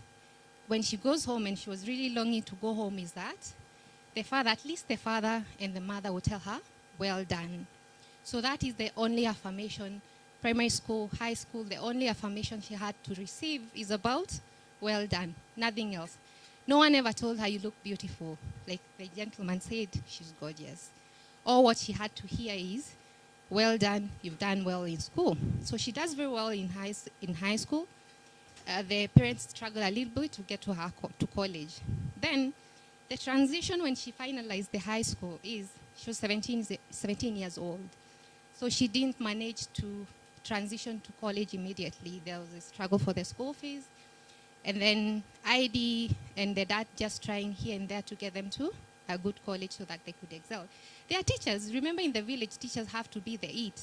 So their children needed to go to a better school. So she traveled to Coast to her big sister. What does she find? Delicacies. So she feeds on mandazi, mahamri, and she comes back home towards her college admission. The mom looks at her and asks her, ulikuwa unakula nini? Umenona? Hata umekuwa mkubwa kunishinda. Unakaa mama. So what happens? She's broken again, but she can't say a thing to her parent. The mom goes ahead to call her bigger sister. Mtoto kwani ulikuwa unampatia nini? Sasa hata nguo hazimtoshi. So the day of admission, fast forward comes. So what does she pick from the closet? Baggy trousers, t-shirts, sneakers, and she joins college. You get to college, what do you see? People coming, fancy clothing, they're looking beautiful, they're petite, but your mom called you fat. Again, she buries herself into books and does very well. So she excelled to an extent that the college had to place her for some form of internship. She's now started to try to pick herself up. She has been placed, at least even the college recognized her academic excellence. So her life is about academic excellence. So she excels, and within first year of finishing school, she has a job. Again, back in the village, the first job. So she was happy, at least she'll have the conversation with old people, people in the village, and she can comfortably speak her vernacular without being laughed at, without being giggled at. But then, she's doing very well. So one of her friends remembers, this lady is good. She knows her job. And she calls her to the city. Another nightmare. You're in the city. She doesn't know how to speak. And now it's a cosmopolitan. This one is from Central. This one is from Nyanza. And she has to put herself together again to speak either Swahili or try learn some English so that she can communicate and work. So she shrinks again a little bit, but this time determined to make the best she can. And of course, her parents, being teachers, they are happy in the village to say, my girl is now in the city, right? Again, she works harder so that her parents can say, well done. Now, a curtain came down. 2016, 2017, she lost both of her parents. So there is no longer this affirmation that, well done. And now it was time for this girl to pick herself up again. Ladies and gentlemen, let me introduce you to that girl. And that girl is on your screen. That girl is me. That girl is, my name is Winnie. I'm a dermatologist. And that is my story. So I'm so honored for being here for this particular book. because it speaks the sense, speaks our story, our scars. I'm sure all of us can identify the scars from that story, right? Every day I see skin, but more than skin, I see people. The reason why I see people, because I have been a person. Anything else people could see is my academic excellence. So anything else I needed to do was excel. My social skills went down. And at some point, I had to come out and just find my space. And my space was to touch people in whatever they're going through, right? You see, acne, eczema, vitiligo, they are visible. And like someone else maybe in this room, they are taking medication for hypertension, skin conditions are very glaring to the public. So we always have the unsolicited opinion. Wewe ngozi yako inakaa nini? We don't have a kind way of saying that or extending some grace to the people that we are seated around with, right? The reason I asked the gentleman in the other one, look at them and make of something, is because we have confirmation bias. And the bias looks like this. When I grew up, or when I was growing up, my mom told me, if you start bleaching, you'll get pimples. So when you see someone with pimples, you tell them you're bleaching. That is confirmation bias. And what you're doing is you're adding trauma to that person, right? So the reason why you're here today, and the biggest reason for the scarred skin, is for us to tell the true story. For us to wear the skin, not perfect, because we don't have the perfect skin. And for us to be able to support those people that are going through any skin condition, skin illness. The scars that I see in consultation rooms, they are skin deep. It's mental health, it's confidence, it's self-esteem, broken to an extent that these people don't want to go for interviews. These people don't want to go for meetings, or if you're in a boardroom and there's a promotion that is being discussed, you can't raise your hand because what you think is people are looking at your skin, right? So my call to us, is both the young people, I'm excited because we are young people, middle and both older people, is that let's break this cycle. Let's wear our skin, it's not perfect. Let's be the force of change that whatever you look, when you look at me, give me 2 minutes. I'm sure if I ask this gentleman, now have a conversation, or have a conversation with that other person. The confirmation bias you had is you get to know this person in deeper, who they are, and you start seeing them beyond the skin. They even get comfortable to tell you their story, and their story becomes a story of healing, but not shame, but not being, just being pushed away from what they meant to be, right? So this is my call as we leave this room today. Let's be the ambassadors of growth. Listen to people. When you look at them, don't make any judgment. Be kind. Listen to them. Get 2 minutes. Even when you're from here, maybe you remember someone in staff room and you'll be going to work or in class, and you tell them, the first thing you think of telling them, I was in an event over the weekend and there was an amazing dermatologist. You simply telling them the skin has an issue. Don't do that. Be friends with them first. In its person going through something, at some point, if you win their confidence, they will tell you what they're going through. And then that is the perfect time to tell them you can find healing, right? Thank you so much. Those were my few minutes. We'll interact more, and I'll be taking your questions later.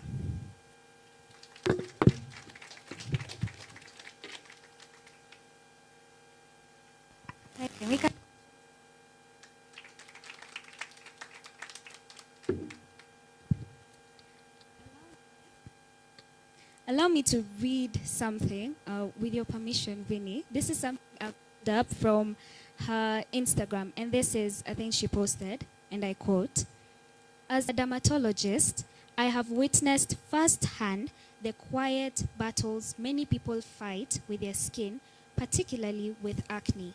It's never just about pimples or breakouts. Acne can quietly chip away at confidence, influence how one sees themselves, and affect how they engage with the world. I've seen patients look away in mirrors, avoid photographs, or dim their presence just to blend in. That is why this book is so important. It offers more than just insight into acne. It gives language to the emotional weight it carries. It reminds us that skin struggles are not a sign of weakness or neglect, but a deeply human experience. And most importantly, it assures readers that healing is possible not just of the skin, but of how we feel in our own bodies. She is proud to be part of this conversation, and even prouder to see books like this breaking the silence around acne and self-esteem. May it inspire anyone reading it to seek help, give themselves grace, and remember that their worth is not defined by their skin. And those are the words of Winnie. And in that same breath, I'd like us to set a target for us, even before I introduce the next speaker. I'd like us to set a target of the number of books you want to see. Let us, a community that has come together to pioneer such a conversation, being led by our wonderful author, Dr. Peris, right? So can we set a target for ourselves? We decide that by the time we're leaving here, we will have bought how many number of books? Together, all of us, we want to buy how many number of books? I'm hearing 10. Any other higher number? Ama we do it bidding style. I'm hearing 10 going once, going twice. 15. Any other person willing to outbid? No, we're not saying that you can buy 15 books yourself, but we're saying collectively, like as a community, all of us together. Because if you buy one, I buy one, he buys 3. See, we are getting closer to the 15. So which target are we setting for ourselves? 100. Anyone who wants to outbid that? We're not running out of books, trust you me. 120. Any other person who wants to go higher than that? So we agree that we are coming out of here whilst you've bought 120 books. All of us together. Right? So far, there's a fine gentleman called Amani. Already bought how many books? 2. So we are at 118 to go. Anyone who wants to buy a book? Once again, just in case you do not know the prices, it is going for 2,000 Kenyan shillings. If you'd like to buy 2, 3,000. That is a deal we're giving you for today. So who would like to buy this beautiful book? Anyone? Ama we give you another speaker to convince you kidogo. You're convinced. Would you like to buy a book? Amazing, amazing. Maybe if I can request someone to help me pass around the books, kindly. Any other person? Nakwambia utaletewa. My guy, utaletewa. You can just raise your hand, I will see, and we'll request someone to come. You can even buy for a friend. Just text a friend real quick. Tell them, I have a gift for you this weekend. I have a gift for you. There's this beautiful lady right there. Any other person before we go on to the next speaker?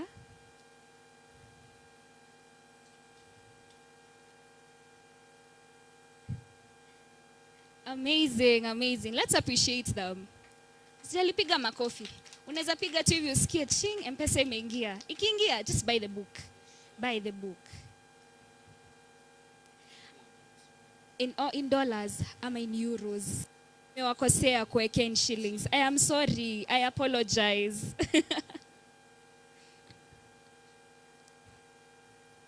Amazing, amazing. So on to our next speaker. So this particular lady, she is known to be in the tech space. Like she's legit a tech guru. But she is also a very, very excellent speaker, I dare say herself. And an interesting thing about her is that part of her journey was in the beauty space. She worked with L'Oreal, and so she has practical hands-on experience when it comes to talking about matters, skin and any other thing that is relating to it. So this lady who has honored us with her time, she is ready and willing to share her journey, her story, and also to tell us practically, so drawing from the book, whatever she feels led to tell us, and whatever she is seeing as important from the journey and from whatever she's read. So that being said, allow me to welcome our skin and personal branding specialist, Betty Chalo. We can appreciate her.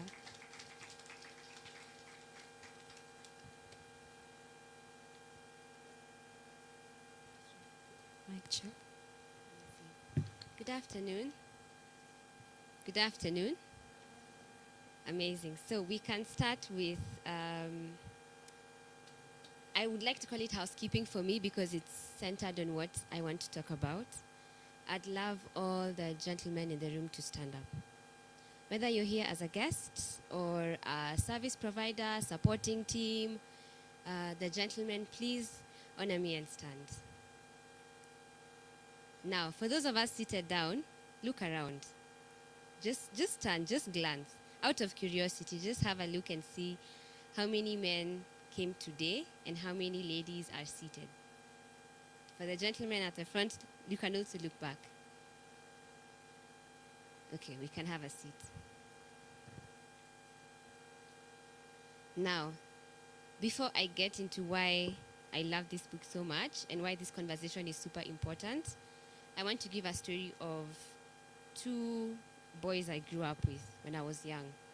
The reason as to why I've asked the gentlemen to stand up is because when we're having these conversations on skin, mental health, identity, self-esteem, rarely are they acknowledged, rarely do they feel seen. Because I think by, I would say, natural predisposition, women, we talk our issues out, right? Women in the room, am I right? It might not be your best friend, your mom, but you'll find a lady randomly in the matatu, and you'll start talking about how the women in Dubois, when you're walking there, they tell you, hey, sister, cream, kuja. And you'll find something to bond about. You see, it's probably something Benny Hinn does not relate to. But it does happen, right? You've been, and when you pass there, you begin wondering, I am a kwani today. Is my skin looking like I need a cream? Yeah? And for some people, that cuts deeper than you think. But before we dive into women, the two boys I told you about, they've now grown to be professionals, better people. One is actually a celebrated band leader in majority of the worship experiences we see in Nairobi. So I will only say one name. Allow me. So that you don't go look for them on Instagram and you tell them, hey, I heard your story somewhere. Let's just honor their growth, yeah? So one of the gentlemen now, when we were younger in primary school, his name was Brian. Brian was on the bigger side, I would say. And he was a bit dark, so people would call him chubby. You see, as children are not called, we don't use crass words as we use with adults, yeah?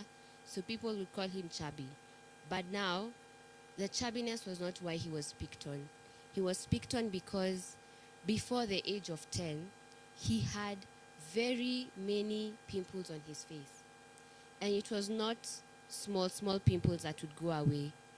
It almost looked like cystic acne. For lack of a better word, Madam Winnie will help me understand. But none of us could understand how a 10-year-old boy had acne before puberty. Neither could he. So his parents took him to different doctors, and as kids, we were not aware. I later on came to reconnect with Brian a few years later, and now he told me what was going on in the background. But as kids, we just used to pick on him, and we used to think it was contagious, you know? The same way like you were told, when you have dirt on your fingers, don't put them in your mouth because you'll get sick. So we used to interpret it as, when you touch Brian, you'll also get like the rashes and the pimples, yeah? That was one gentleman. Now, throughout his teenagehood, he developed now mental health issues because now he was getting to an age where he wants to fit in, wants to start dating, wants girls to talk to him. Not anything with a sinister motive. It's just teenagehood, right? It's expected at that age to want to feel wanted. And so that did not happen. He was going to funkies, no one was talking to him. And sometimes teenagers can be very heartless, yeah? They say that some of the things that immediately come to their mouths, they just say it. And so girls would tell him, why do you look like that? Kwani uogangi? Because the acne was so, and it was, I want you to know, I don't know how many of us are familiar with cystic acne, the kind that looks like a wound. It's not pimples. I'm not talking about rashes. I'm talking about something that makes your skin look like a wound. Yeah? To a point where, pardon? Yes, they look like boils. When that acne bursts, you see blood coming out. So I'm not talking about a pimple. So he went through a lot in his teenagehood. And that's the first boy. The second boy I grew up with was Kiplimo. Kiplimo was darker in skin tone, and Kiplimo had eczema. Now, did I know what eczema was at that age? No. None of us in our class understood what exactly was going on with Kiplimo's skin, but his skin, I remember one of our teachers, a gentleman, he said, "Uyo kijana ako na ngozi ya nyoka. Come do the assignment for us on the blackboard." And sometimes that's how eczema looks. Your skin cracks, no matter how much lotion you put, it just cracks and keeps on cracking. You look ashy, kabisa. Unajua ile ashy hapa? So that's how your entire skin looks. And now it's riddled with tiny small bumps that look like rashes.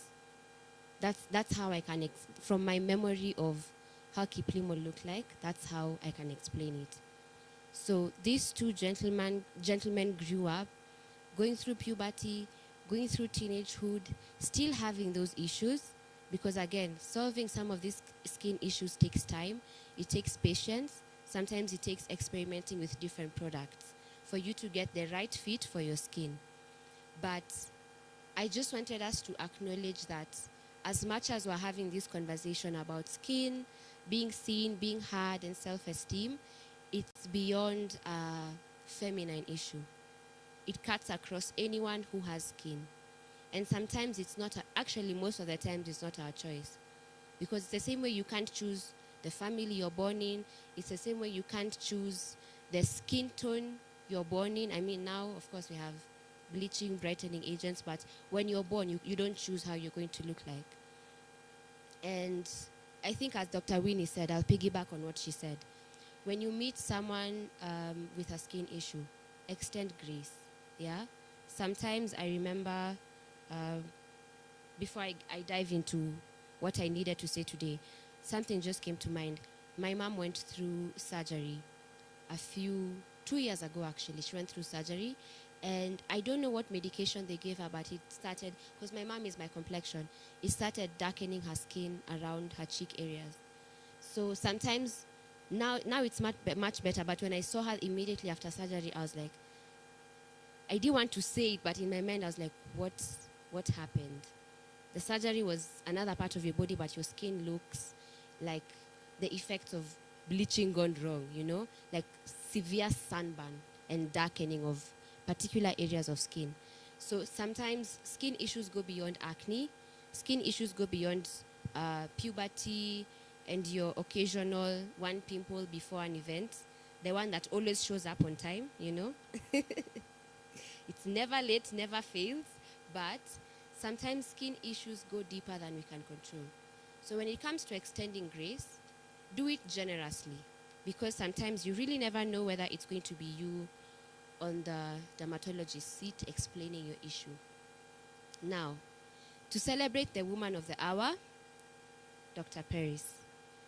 When I first heard of this idea, I was jumping off my seat. I was so excited, I was happy, but most of all, finally I felt like we will be addressing things that are only said in consultation rooms. So you've heard a bit of my background. Before I dive into tech, I was in the beauty industry. I worked with L'Oreal. So under L'Oreal, there's hair care and skincare. So I worked on skincare for most of my time there. And we had two variations of skincare. There's a skincare that you find in supermarkets, in your pharmacies, but then there's skincare that's produced that is only recommended by dermatologists. So let's call it clinical skincare, yeah? And majority of the people we would get are very shy of their condition.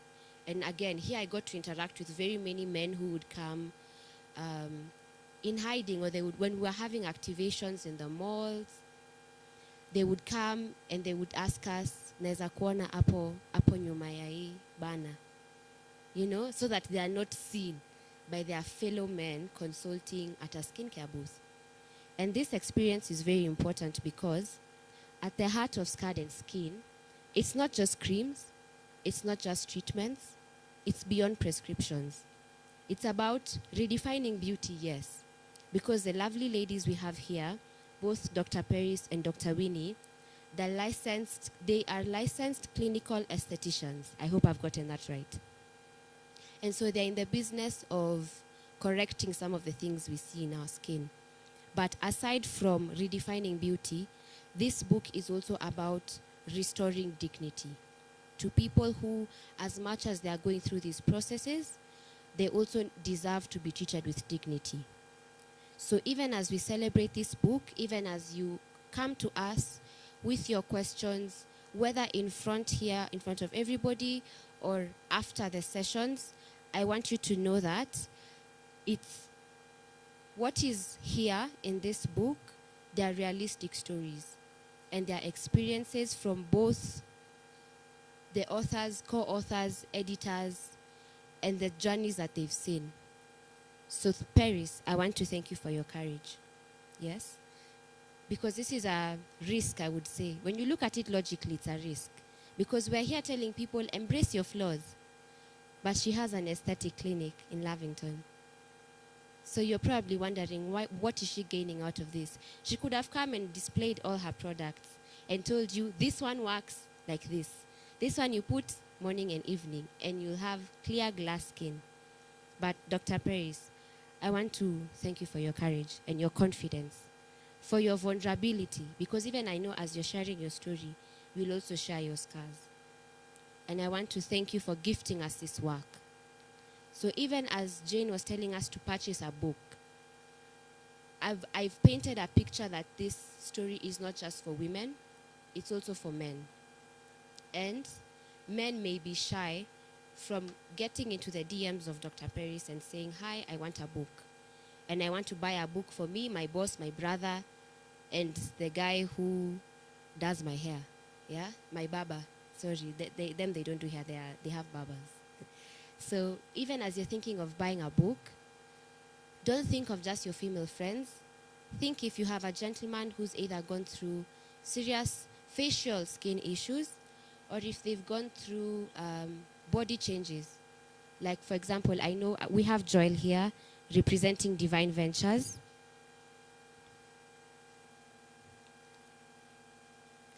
There must be an inside joke, guys, that I'm also not part of. But we have Joel who represents Divine Ventures, and they do a lot of fitness, yes? They do a lot of outdoors activities.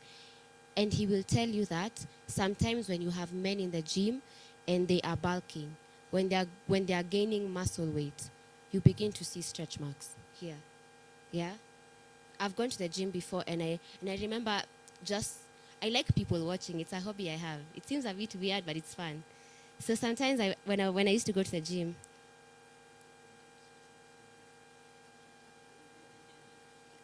I'm getting into that, how I realize that men have stretch marks. So I went to the gym one of the days. Back then when I wanted to become a quote-unquote size 8 girl, you know, the fitness people we see on Instagram with the tight biker shorts. I know you're looking at me like you don't know what I'm talking about, but I know you know. I can see from the smiles creeping up. And I remember I went to the gym and I noticed this one gentleman kept on pacing back and forth in front of a mirror. And it was as if he was looking at himself and debating, am I going to work out in my vest or do I need to put on back my hoodie? And I remember there were a group of ladies that passed by with their, flashy water bottles. You know how ladies walk in the gym, yeah? Very confident with their water bottles. And they looked at him and they kind of giggled a bit. And I saw the man, I could see the discomfort on his face. And he just put on his hoodie to hide the stretch marks. The stretch marks were here and under the arms. And put on headphones and went to do his workout set. So sometimes it's beyond facial skin issues. Sometimes it's skin issues that we don't even see. Yeah, it's in the body where they are hidden by clothes. Sometimes we've gone to high schools and there are ladies who underwent self-harm. So they have cutting marks on their wrists and on their thighs. That's still scarred and skin. I want us to really demystify that it's beyond acne. It's anything on your body that makes you feel self-conscious. That's why sometimes, Madam Peris, you can find teenagers in long-sleeve tops. It's not because they are cold, by the way, hawaski baridi. It's that they are hiding tangible scars that talk about their past and the things they struggled with. So as we're having this conversation, I'd love you to open your hearts and your wallets to buy the book, okay? Thank you very much for your time. Thank you for your honesty. I could see a lot of you were nodding, and I could see the resonance on your faces. And I'm hoping that you will open up, ask questions. We have professionals here. You don't have to wait and pay the consultation fee, which is a hefty price, I know, when you go to their clinics. They're here today. Ask them questions about their experience. Ask them about their books. Ask them about products. Ask about everything. Thank you. Thank you. Thank you so much. And in the spirit of opening up our wallets, what are we doing? We are buying books. So we are at 100 and... Nah, we've moved. No. We've 116. We are moving, guys. We are moving. So for those who've joined us, we have set a target for ourselves as a community, that by the time we are coming out of here today, we will have bought 116 books is the target, but we can surpass. This is collectively as a community. So you buy 10, you buy 5, you buy 1. So we are at 116. Who would like to buy another book? Before we call the next speaker. How many of us have bought a book already? Let me start by that. How many of us have bought a book? Yes? Wow. See, strategic placement. They've sat next to someone who wants to buy for them. This is it. Can I have 2 books here? So we are at 114. So far we have 1 gentleman who's bought a book. For the Men's Society, who wants to represent? Who wants to represent? Who wants to represent? We have so many books.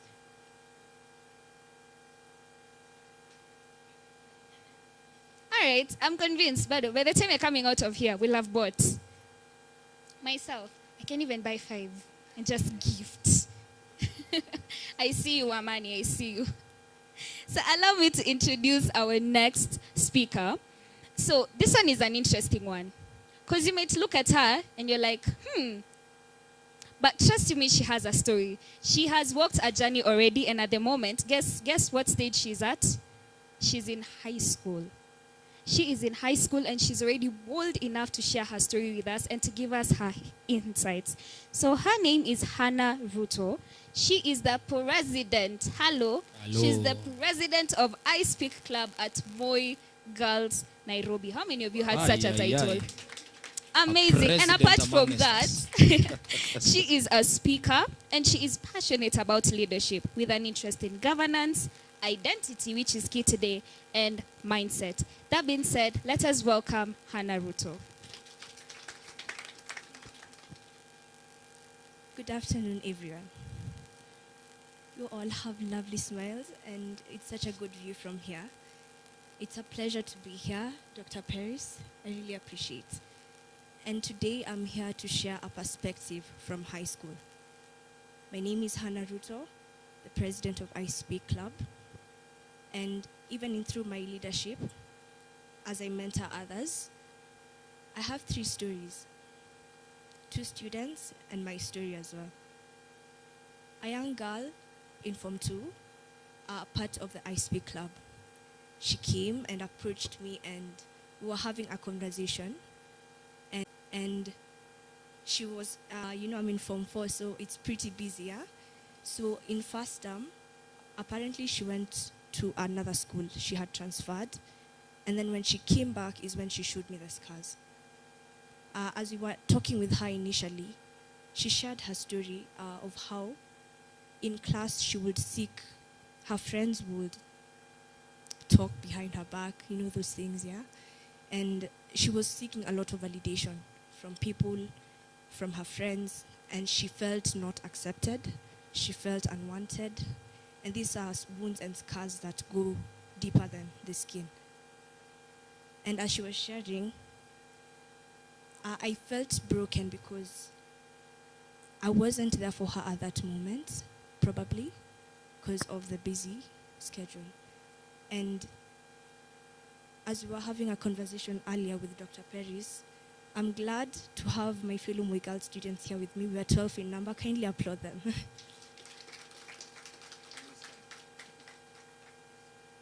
Okay. And I thank God for that. I think it's genetics. Yeah, but then I'm the darkest in my family. Like my two small sisters, they are light. They're all lighter than me. So there's a point I even felt like I was adopted. Like I asked my mom once, was I adopted? You know, that question. And there's so many questions that cut deep. And even as a child growing up, I remember I was in primary. I was a bit rowdy or like active, I can say. And so we would write songs with my friends, and then we would go before like there's a time a news channel came and they wanted to like do a video, like they put it in TV.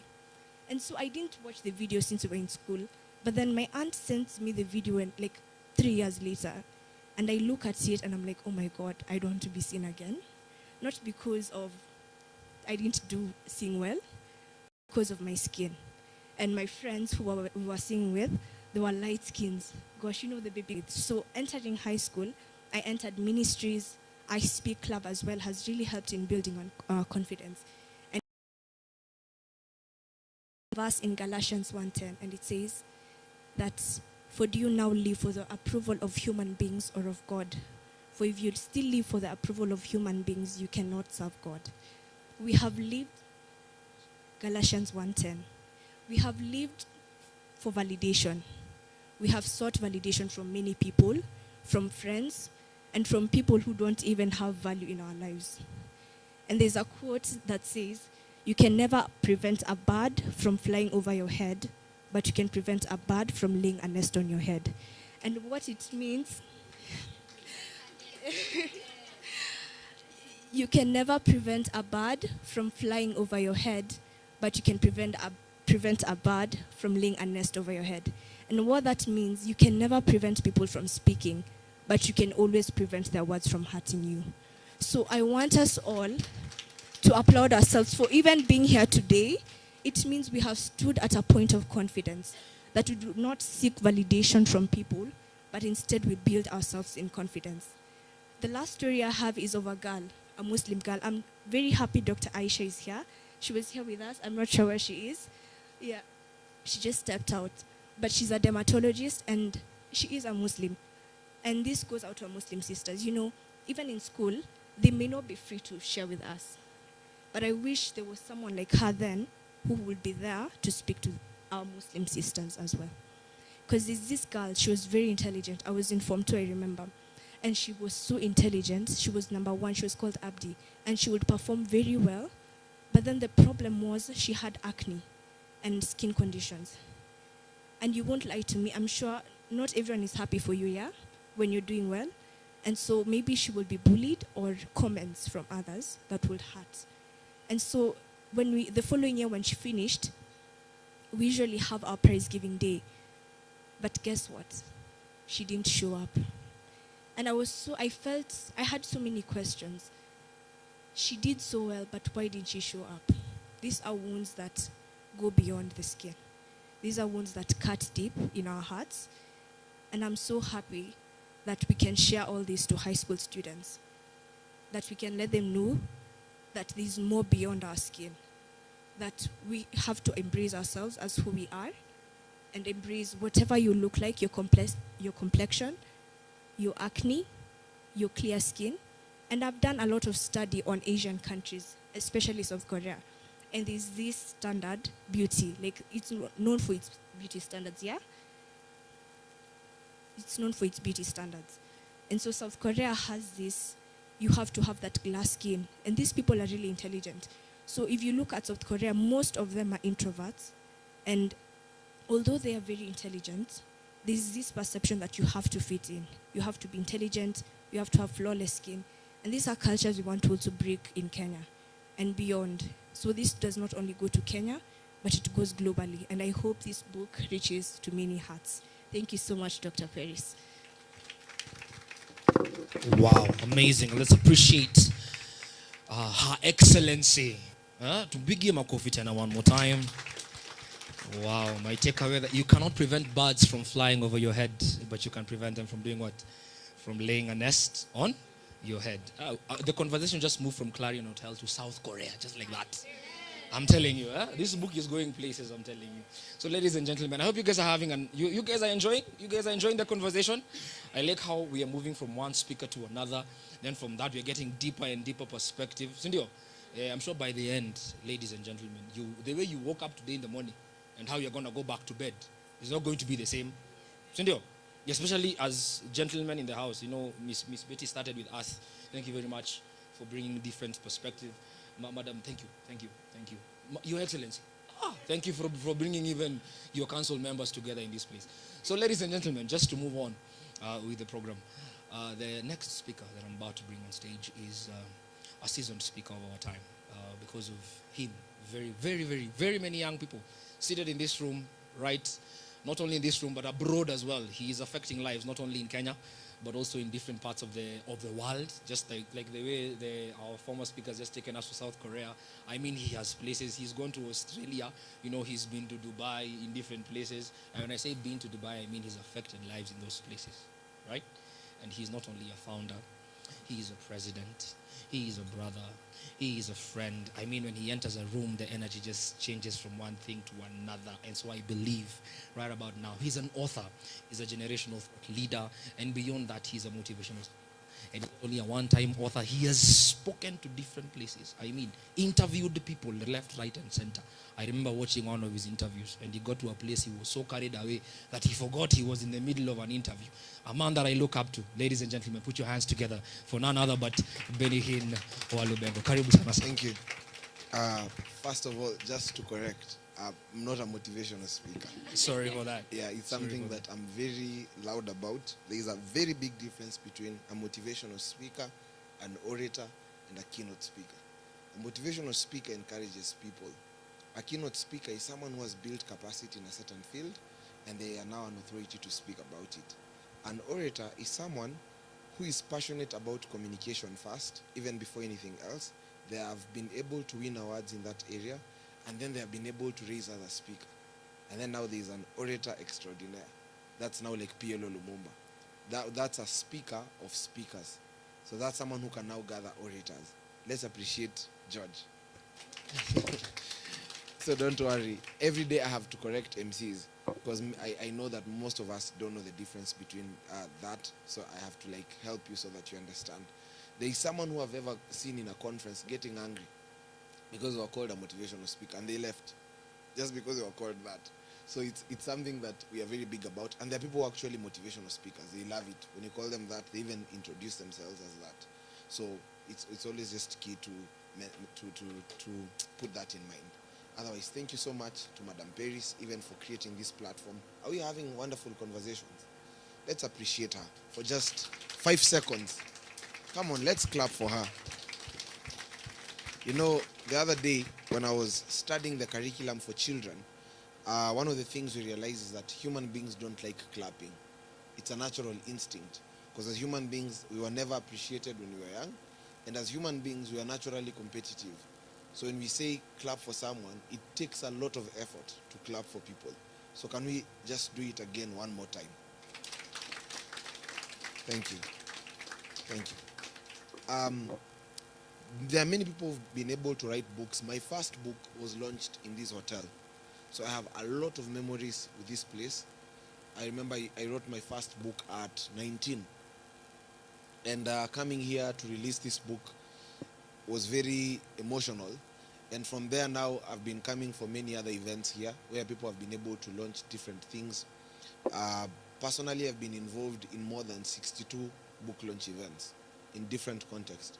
Either I raised an author, either I've been part of an event. And it's always a pleasure just to come in events where people have documented their lives, documented their perspectives. But there are books that catch my attention, like especially this book. It's because it's addressing a very Thank you.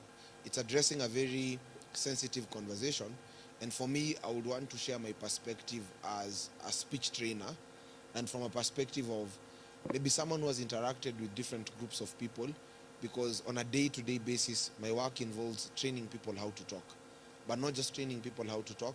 Sometimes I'm invited by business people to train them maybe how to talk to investors, how to negotiate in rooms, human psychology, because sometimes the investors who go to meet people who are not even Christians, some are Muslims, they need to master their culture, or sometimes they are going in Dubai, a meeting will take place for only 20 minutes or 15 minutes, so they need to know how to speak faster, or sometimes you meet someone by how to start a conversation.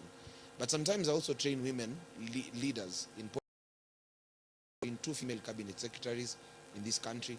Right now I'm training a group of about 46 women who are in parliament, members of parliament. So I get to interact at a close range with people who are at the top, but for me I get to see their vulnerable side, either in terms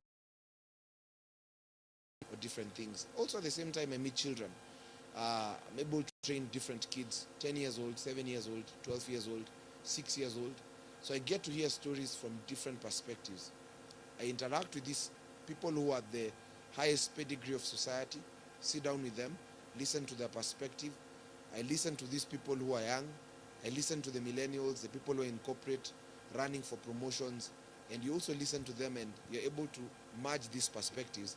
And so as I'll be speaking in the shortest time possible, I want to bring all these perspectives together. Because we might talk about the skin, but what Peris is trying to talk about is self-esteem. But it's only that now self-esteem is so broken down into different aspects. Because when you're talking about self-esteem, we're talking about your skin, we're talking about your body, we're talking about your accent, we're talking about even in terms of wealth. Because all of us here, we are struggling with self-esteem to a certain degree. For some of you, it's about how you talk. It could be that you have a Meru accent.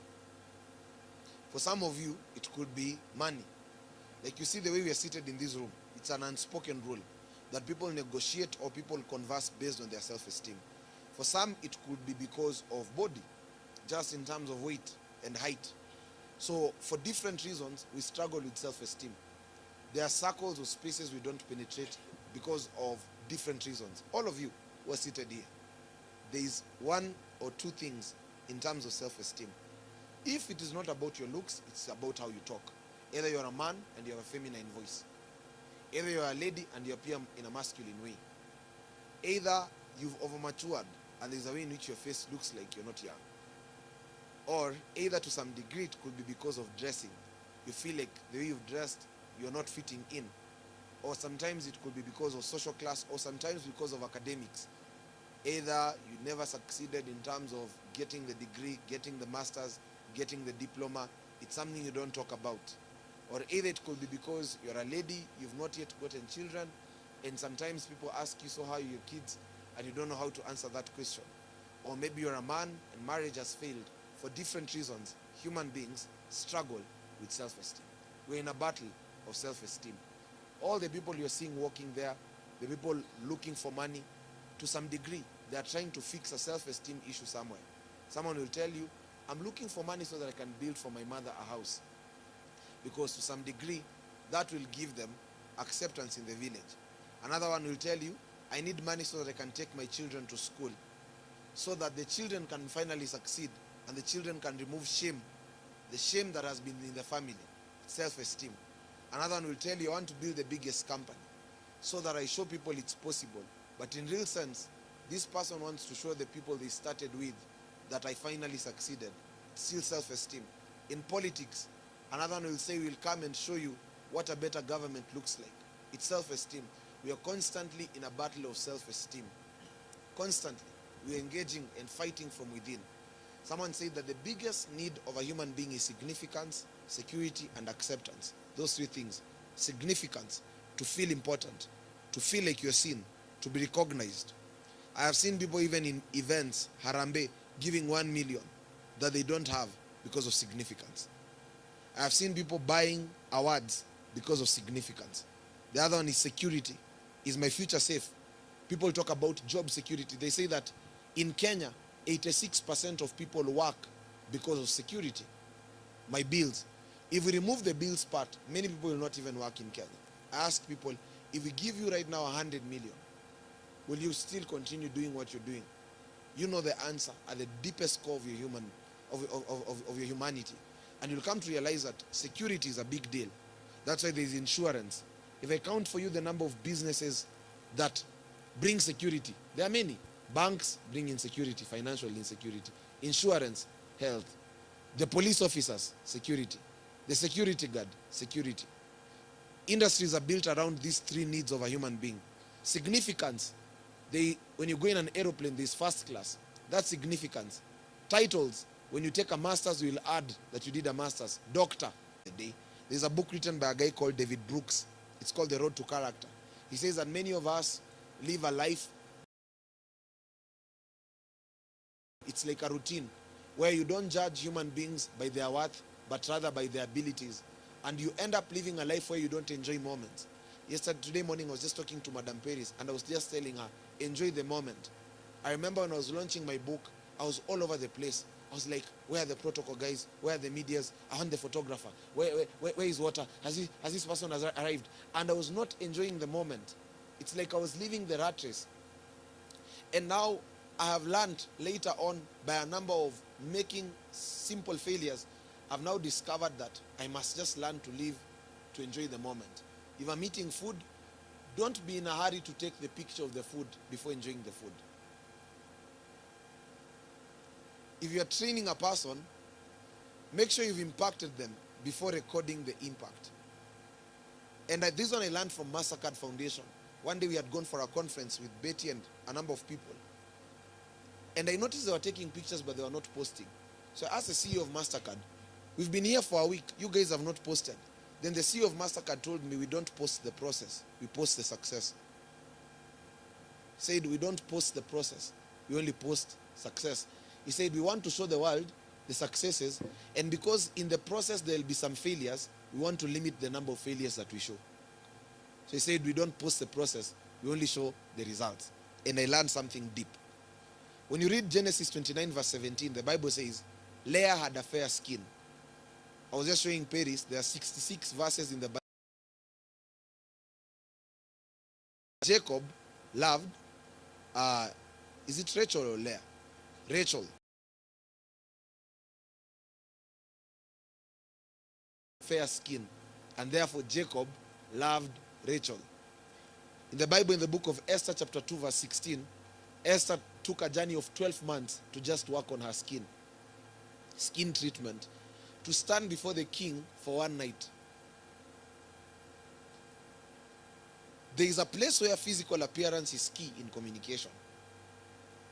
I've trained many people, and I kept asking myself, why is it that, where do these people go after training? And I discovered, majority of even the ladies I will train, they will never stand before a camera and talk because of this thing called the skin aspect. Because in public speaking, there are 4 types of confidence. We have the external, the internal, intrinsic, and expressive. The internal confidence is the one where you've healed. As a child, you are properly affirmed. You are properly nurtured. Your parents listen to you. Miles Munro once said that if you want a child to be a leader, every day a child must be given 20 minutes. You listen to a child, uninterrupted, which is a hard thing. Majority of the parents don't know how to do that. Bring your child in mature spaces. Like I'm seeing their parents who've brought their children in this event. They may not understand. They are playing with the bottle. It's okay. But there's something happening to them. Let's appreciate the parents. And I've seen there are a number of them. Please stand up. The kids who are at the back. Let's appreciate them. You might not understand what is happening. Adam neza kuwa mmechoka. But by virtue of just being in this room, there's something it does to your confidence. You can have a seat. So internal confidence comes by such things. Bringing your child in mature spaces. Taking your child in business meetings. Then there's intrinsic. Intrinsic comes by knowledge. As you study more, 2 Timothy chapter 2 verse 15, the Bible says, study to show yourself approved as a perfect workmanship unto the Lord. Proverbs 22:29 says, see thou art a man who is diligent at his skill, shall stand before kings and not mere men. But now there is external confidence. External confidence is purely about looks. So I had never thought that I'll be a victim of skin and all those things. Until 2 weeks ago, I went to shave. I went to shave somewhere in Zimmerman, and that guy did me justice. He did me one heavy thing. We were with Henry. So I noticed my skin had changed here, and I had like various white spots. And for the first time, I went to a business meeting, and I was asking myself, I want to make sure I've sat with this person looking at this side, not this side.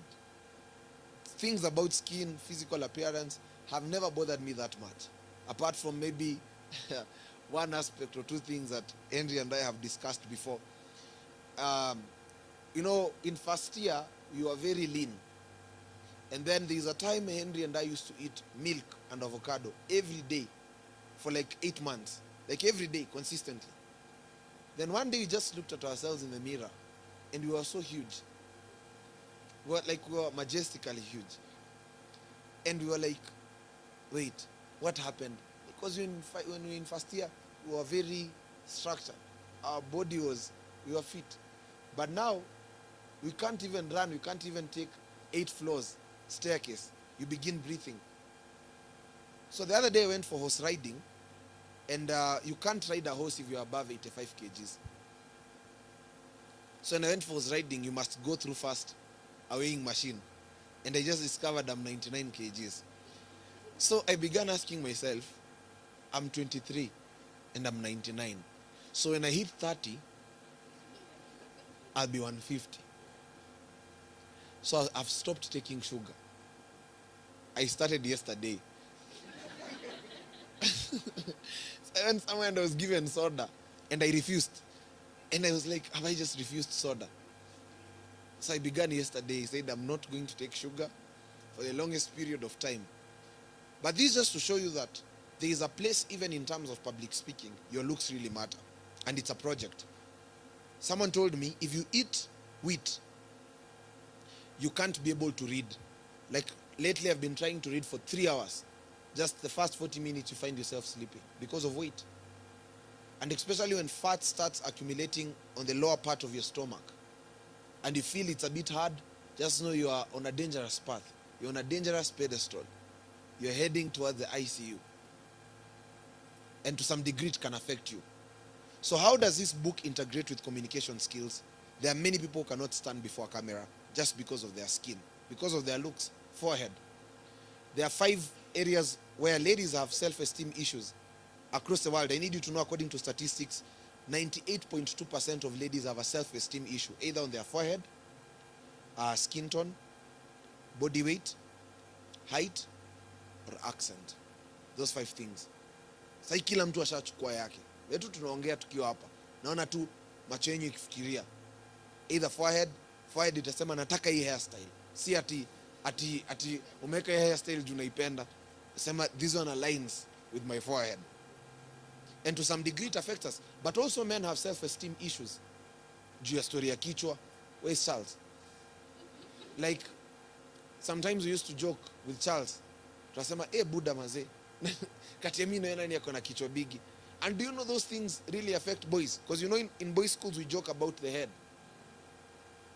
Someone will come and touch my head during preps and says, you're always a head.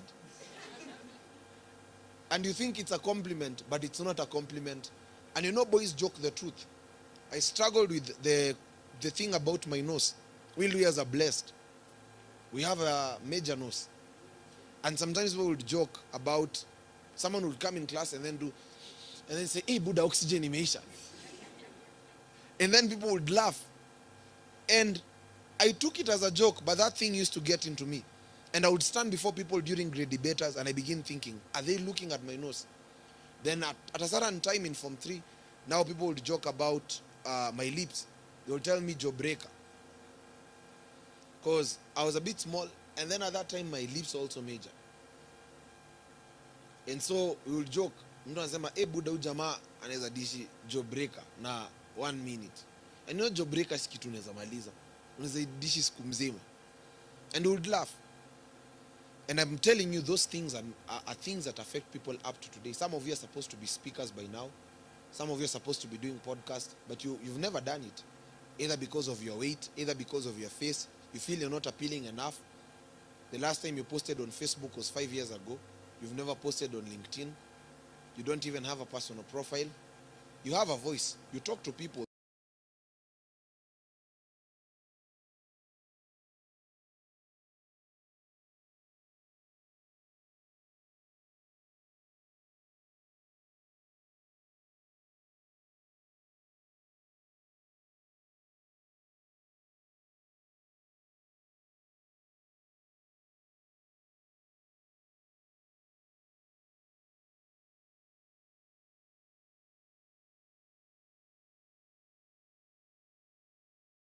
To parents, to doctors. We are taking the conversation further. Next week she'll be talking at the I Speak Festival.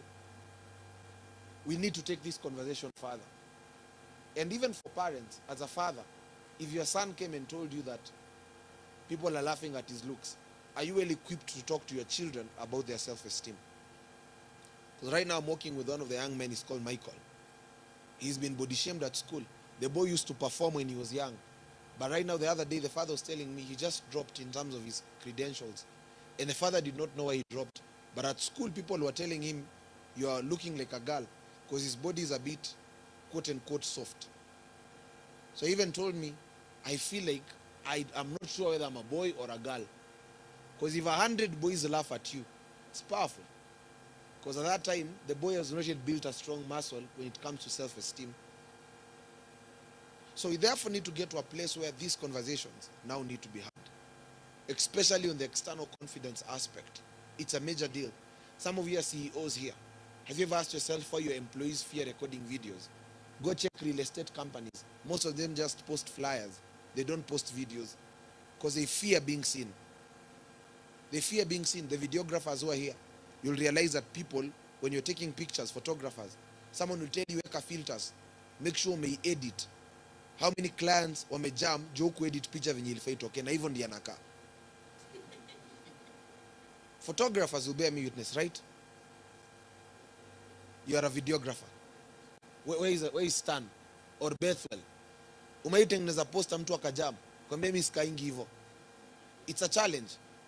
And so I think, Peris, you're introducing a very sensitive conversation. It needs to go to parliament. Do you know how many people have used money because of low self-esteem? Like someone will prefer to bribe and exchange that because they don't have a stable self-esteem. Like if I tell you the number of people who have died because of self-esteem, it's major. Last year you saw the woman who died after she had gone for surgery. What if she read this book? And many people are still even dying till today. Do you know how many people, at the back of their mind, they know they don't look good, so they prefer using money, even in terms of friendship? I was just talking to Henry before we came in, and I was telling Henry, do you know how many people don't have friends because they believe they don't look good? The reason you don't celebrate your birthday is because you believe you don't look good. Therefore, it means you don't have many friends. Because you are denying people a chance to celebrate you. Because how do we make friends? We make friends by allowing people to celebrate us, allowing ourselves to celebrate people, then celebrating ourselves internally. That's how we make friends. 3 ways. You celebrate other people, you allow people to celebrate you, then you celebrate yourself internally. When you celebrate yourself internally, it creates esteem. When you celebrate other people, it's honor. When you allow other people to celebrate you, it's appreciation. Therefore, you build a relationship. So some of you don't have friends because you've never celebrated your birthday, because you don't believe you look good, and your birthday people will take pictures, and you've never posted yourself, so no one knows your birthday, no one knows your anniversary. You've never celebrated yourself because of self-esteem, because you're never celebrated as a child. Mbona mmejam? Mnaniget? So these are conversation. It needs to go to diaspora. Ukiangalia hadi watu wanajifanya hawaongei venye wanaongea juu ya story ya self-esteem. So Peris, hii conversation ni very crucial. Unafaa hadi upray, uende fasting, God akupige unction na courage. Because you're going to be in rooms where there are CEOs who have never posted their achievements. Because one of the reasons in Kenya why people don't talk about their achievements is because of their looks. Because you have to show up to talk about your achievements and the impact you've been able to make. So let's start this conversation. For me, I'm just here to spark this fire, to see how we can push this conversation further. I'm happy to see the people from I Speak. How many people came from I Speak? You can just lift up your hands. Let's appreciate them. Thank you. And I'm requesting us. I told Peris, let's start a community called Scad and Sin. I want to see this in podcast. All of you are here are going to sit on her podcast. That's why the people, her team, have taken your contact. Eyendi kuishia hapa. She's going to interview small children. She's going to interview parents. We are going to create these into curriculums and take it further. And I want us to appreciate Sabina. You can just stand up. Sabina is the lady who introduced me to Peris. Let's appreciate her. You know, if it never took her, I could never have met Madam Peris. Sabina who took us and said, come and meet Madam Peris. Please come. She's the one who took me and said, Benny, you must meet this lady. Say something. Something. Habari zenu, Chama, and I'm glad to be here today. Thank you for creating a relationship. Madam Peris, thank you. Thank you for this, because I know it's beyond what we are seeing. Ni more than what we are seeing. Kusema book inakaa book, but tukisoma unapata sasa we are relating with what is happening. And thank you for being here today. Thank you, Mr. Walubeng. Let's appreciate her. You see, I just want you to stand here for a minute. Look at all these people. It took you thinking and being courageous for this to happen. Yeah. That's the power of what you carry.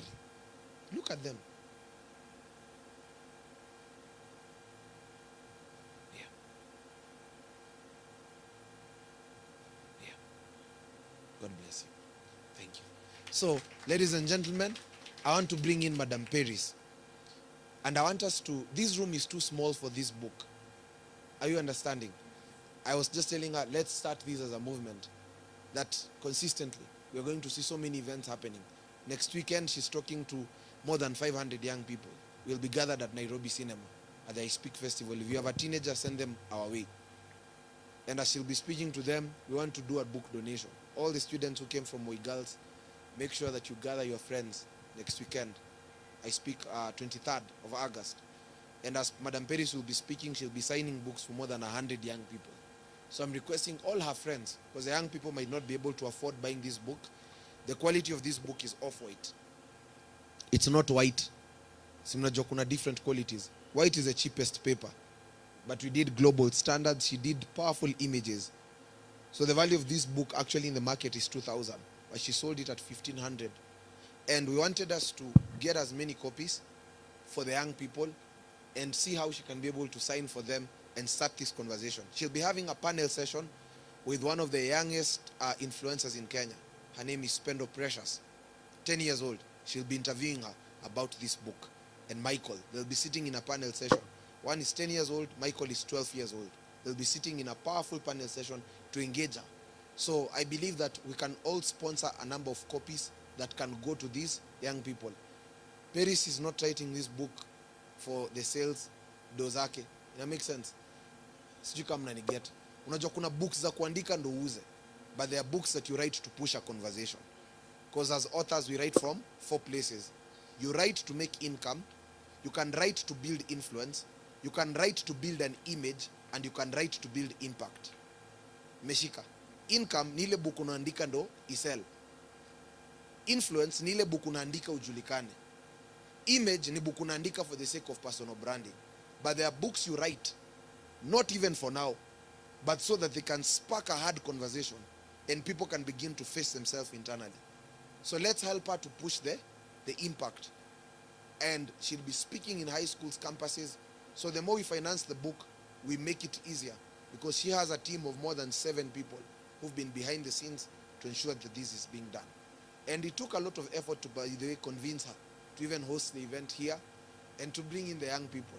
I told her, let's try something different. And even for her to accept and do an event, not looking first at profit, but impact, takes a lot of effort. I want us to give her a standing ovation as she comes. Let's appreciate her. Come on. Let's appreciate her. Thank you so much. Henry can take a picture with her before she speaks.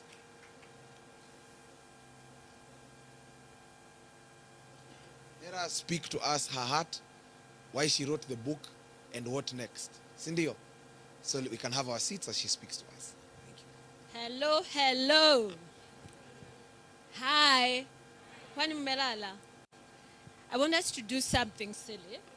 I know we are all adults, I know.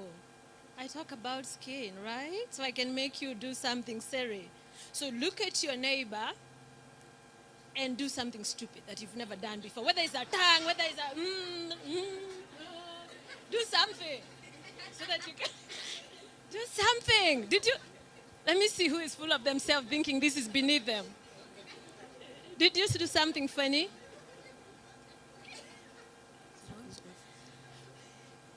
Si mumeamuka sasa? Wow. My name is Peris Mbuthia, and I'm recovering people pleaser. So, first, I want to say a deep and honest thank you. Honestly, I'm humbled that you're here. You know, when you invite people, you don't know whether they will make it. And like he said, honestly, it took a lot of convincing me that I can do an event downtown. And that has really taught me a lesson number one. That is a scar I had that I did not know. But thank you to these young people, they've exposed it to me.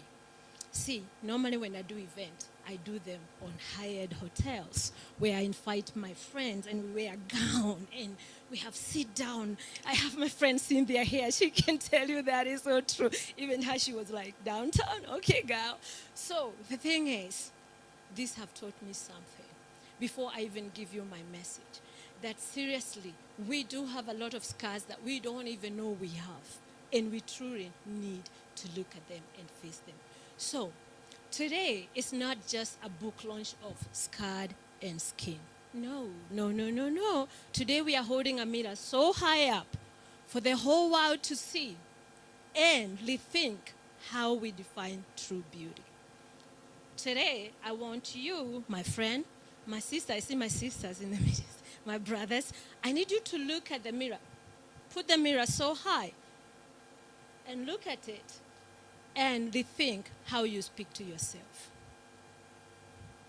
I need you to take that mirror again. Lift it high, so high. Look at it and rethink how you speak to others and how you see them. Let that sink in. Are we imagining that mirror? Are we looking at it? Who did you speak to yesterday and you said something that you know you left a scar and you didn't apologize for it? Have you met with your sister after so long and you haven't met them? And all of a sudden, when you met with them, instead of being happy to be in their presence, all you could tell them like, wow, you've let yourself go. What happened? I haven't seen you for over 10 years. Man, I wouldn't have known you if we... How many of us do that without thinking? And we just think it's normal. Right? Why are you quiet? Is it hitting home? Right? Oh, well, I know you're all wondering, Peris, why did you like this kind of book? First of all, you own a medical clinic. Second, you are CEO of Oxygen Botanical Kenya. You sell skincare. And you dare tell us that we need to accept our scars.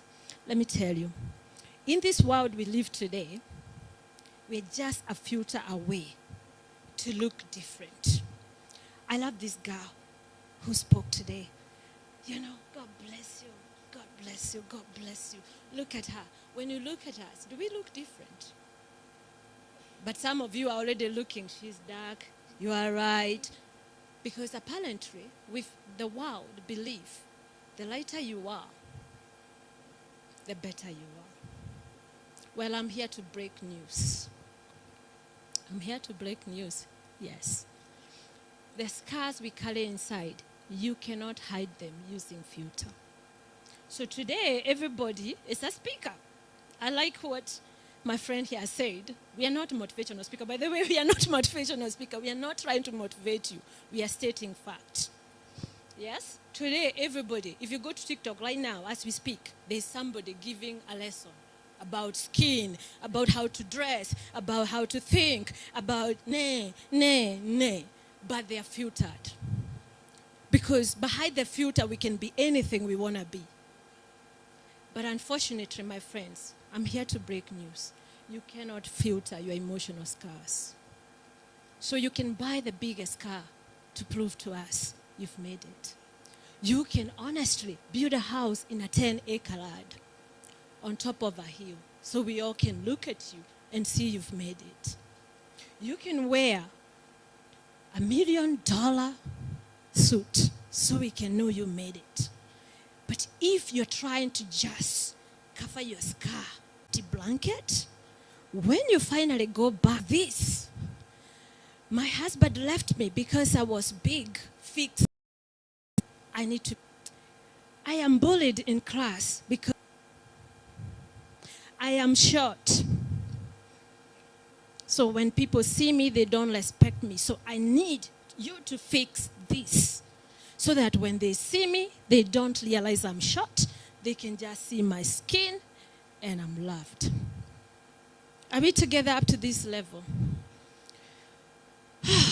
I'm losing my hair. Fix this. Because when I go out, people are telling me, don't you know there's wigs these days? You don't have to go looking like that. Peris, fix this. My mom told me I have a face looking like chapati. Can you imagine? First of all, I'm a mother of 2 girls. I cry a lot behind doors of my clinic when you hear stories like that. What kind of a mother calls her daughter ugly? Because that's calling your daughter ugly. While the Bible says we are beautifully and wonderfully made. Scars we cannot cover with filters.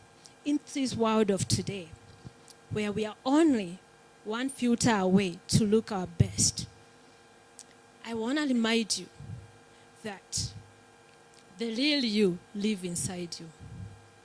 It's not about your skin. It's not about where you come from. It's not about how tall you are, how big we are. And I know we have very few men in this room, but I'll tell you this.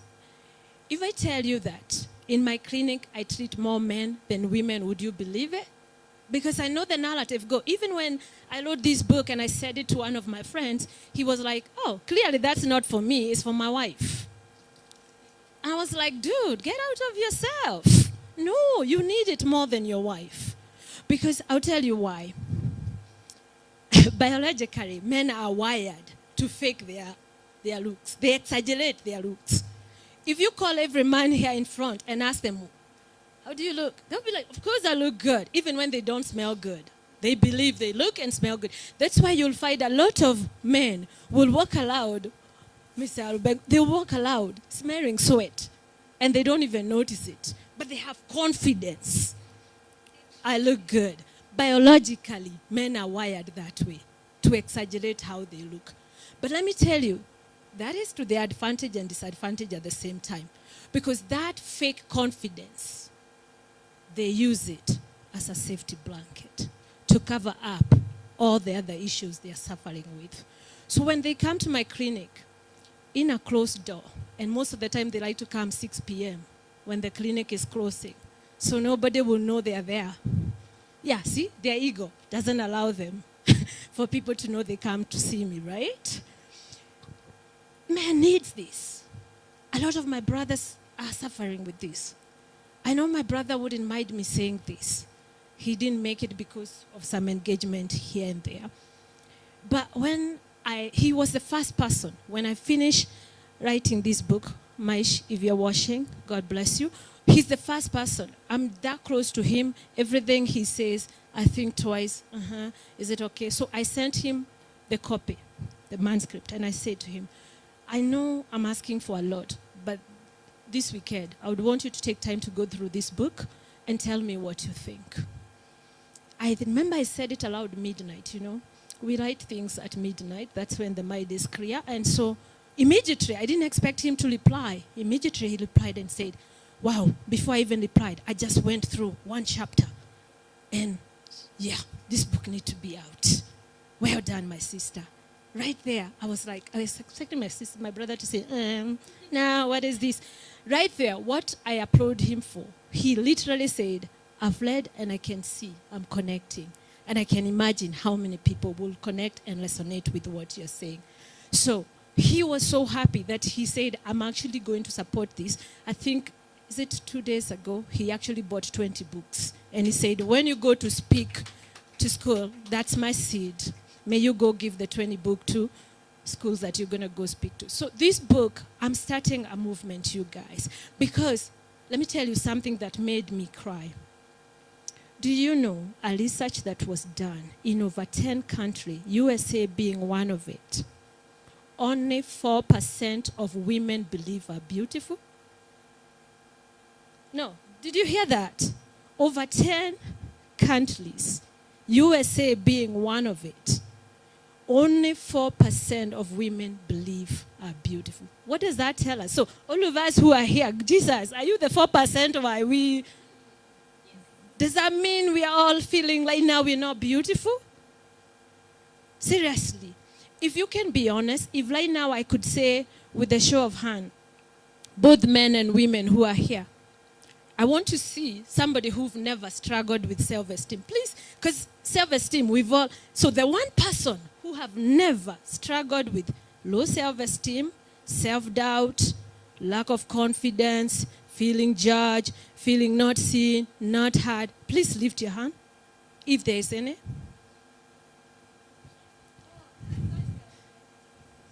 No, if you've never. So, see? Everybody in this room is struggling with something. I want to tell you my scar that made me write this book. You know, it would defeat the purpose if I wrote a book and I did not speak about my scars, right? So, but there are many, but I can only maybe just pick one. So, when I was in Form 2, yes, I was in a local school. Our MC today said some funny name. I was in a school called Romoruti Secondary School in Form 2. And one day, there was a young boy there. It was a mixed school who literally wanted to touch my hair. You know, he just loved touching my hair, pulling my hair. And one day I told him off so bad, like, just leave me alone, right? He was really hurt. And so during prep time, I entered school, and this boy, I was wondering why everybody's looking at me.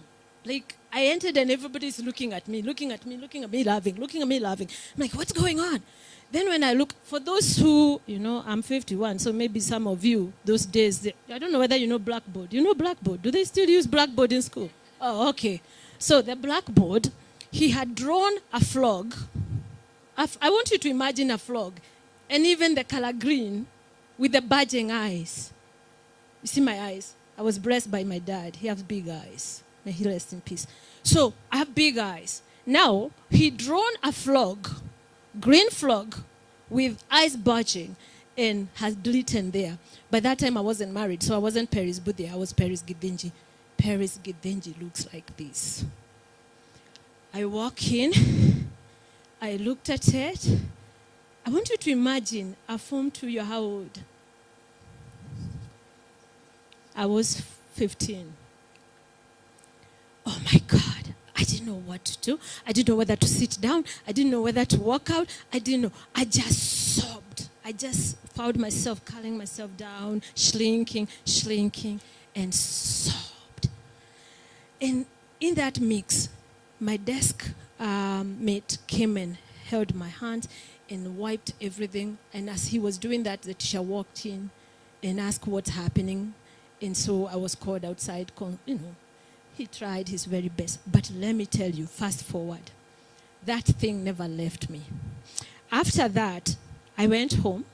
I wish again my brother was here because maybe he will remember this. The ones that are here, they are younger than him. They won't remember. I went home after we closed school, and I lied to my parents. Yes, I lied. That our teacher have said every child need to go back with spectacles. All of us in our class, we need to wear glasses. So my dad looked at me like, hey, he called me with Kikuyu name, Modhani. Neshukuru ereko. Which one? Which school? Ereko school. Every child has to go. Did they even do eye test? I said, no. They said we don't need that. Because of reading and seeing Blackboard, we all have to wear glasses. My dad was like, no problem, I'll get to the bottom. I knew I was toast. Because, see, I forgot my dad was well connected with, yes. And he would have a way of finding whether that story is true. So, to cut the long story short, so he went and talked to school, whoever, and then he came back home and he told the child, we need to talk. Why did you lie about this? That is the first time I found myself being vulnerable, talking to my parent about my looks and how people made fun of my big eyes. Of course, they did their best, I'm from those times where parents didn't care a lot about self-esteem. They would tell you, grow up. When I wear a harden, next time they tell you that, say this. You get what I mean? But that thing never lived. I still was very sensitive about my eyes. So when I could make a coin, when I finally went to UK for school and I could make a coin, the first thing I did is buy me some big sunglasses. Yeah? Big sunglasses so that when people see me, they only see the beautiful sunglasses. Until one day, one night, I met a handsome guy by the name Peris Mbuthia. Come on now. Yeah. And then I was forced to go to this house party by my friends. And they said, Peris, you never go out. Let's go out. I'm like, nah. I was that kind of girl who went to class, then went to work. Went to class, I was boring. Not boring, but because I wanted money. I wanted to make money because I was paying for my school fees. So I didn't have a lot of time for, But this particular day, I was told, there's a nice house party, let's go. And so when I went there was this, I just sat in the corner because everybody else was young. By the way, I'm talking of a 19-year-old Peris now in UK, fast forward, at 19. So I'm seated in a corner quietly, minding my own business, trying to read everybody like, is this my kind of people? How do I fit in? Then I see a gentleman come and sit drinking water like me. I'm like, wow, finally I saved one, who's not drinking alcohol like me. So, and then he looked at me and he said, wow, your eyes are beautiful. See how God works. See God, oh. See God, oh. He said, your eyes are beautiful. All I can see is your eyes. And he kept on looking at me. Wow. I swear to God, he became my husband. So the scar that I've been trying to hide became my gain. Do you get it? Yeah, I've been married for almost, I think, 30 years. Yeah, I've been with the same man for 30 years. Minus that, 51 minus that, 19. Do the math. Same man. Now, what am I trying to... I didn't tell you that story because, you know what? I healed. I'm not trying to look for pity party, right? I healed. However, I'm not totally healed.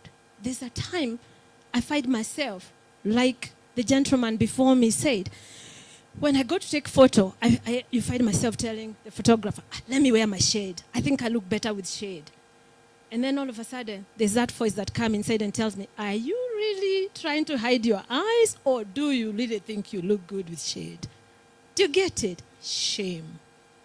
Shame. Because that little voice is still there telling me, you don't look good. So I did not only write this book for you, I wrote this book for me. Because we're going to help each other heal out loud, especially my sisters in the beauty industry.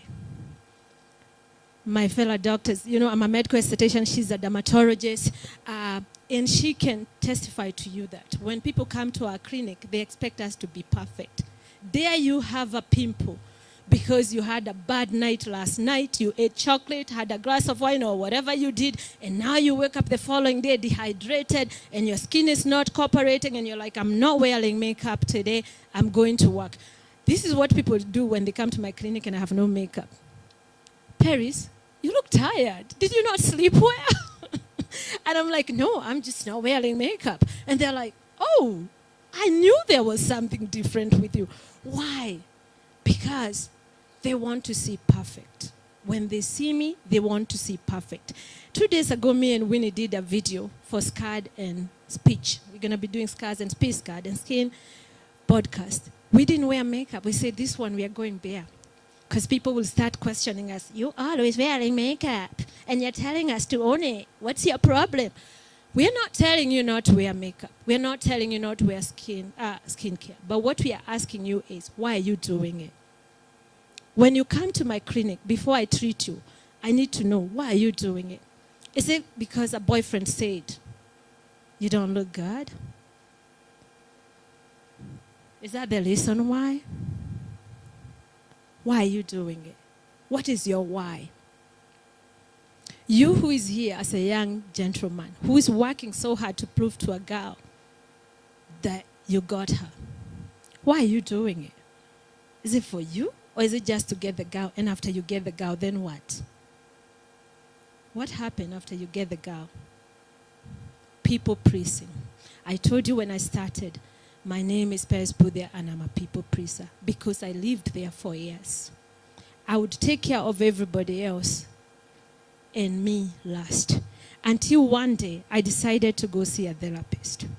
Yes, honestly, I decided to go see a therapist to know what's wrong with me, because I would tell my husband, these are the days that I had mortgages.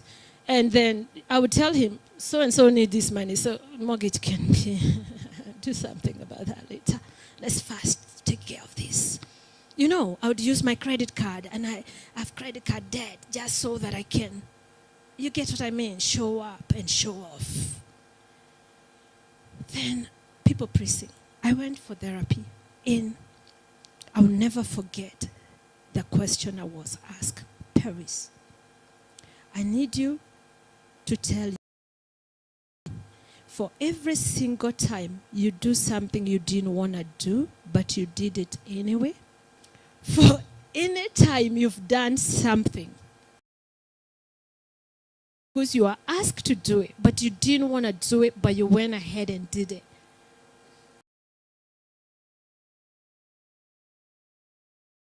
What is in it for you? I hope you came to.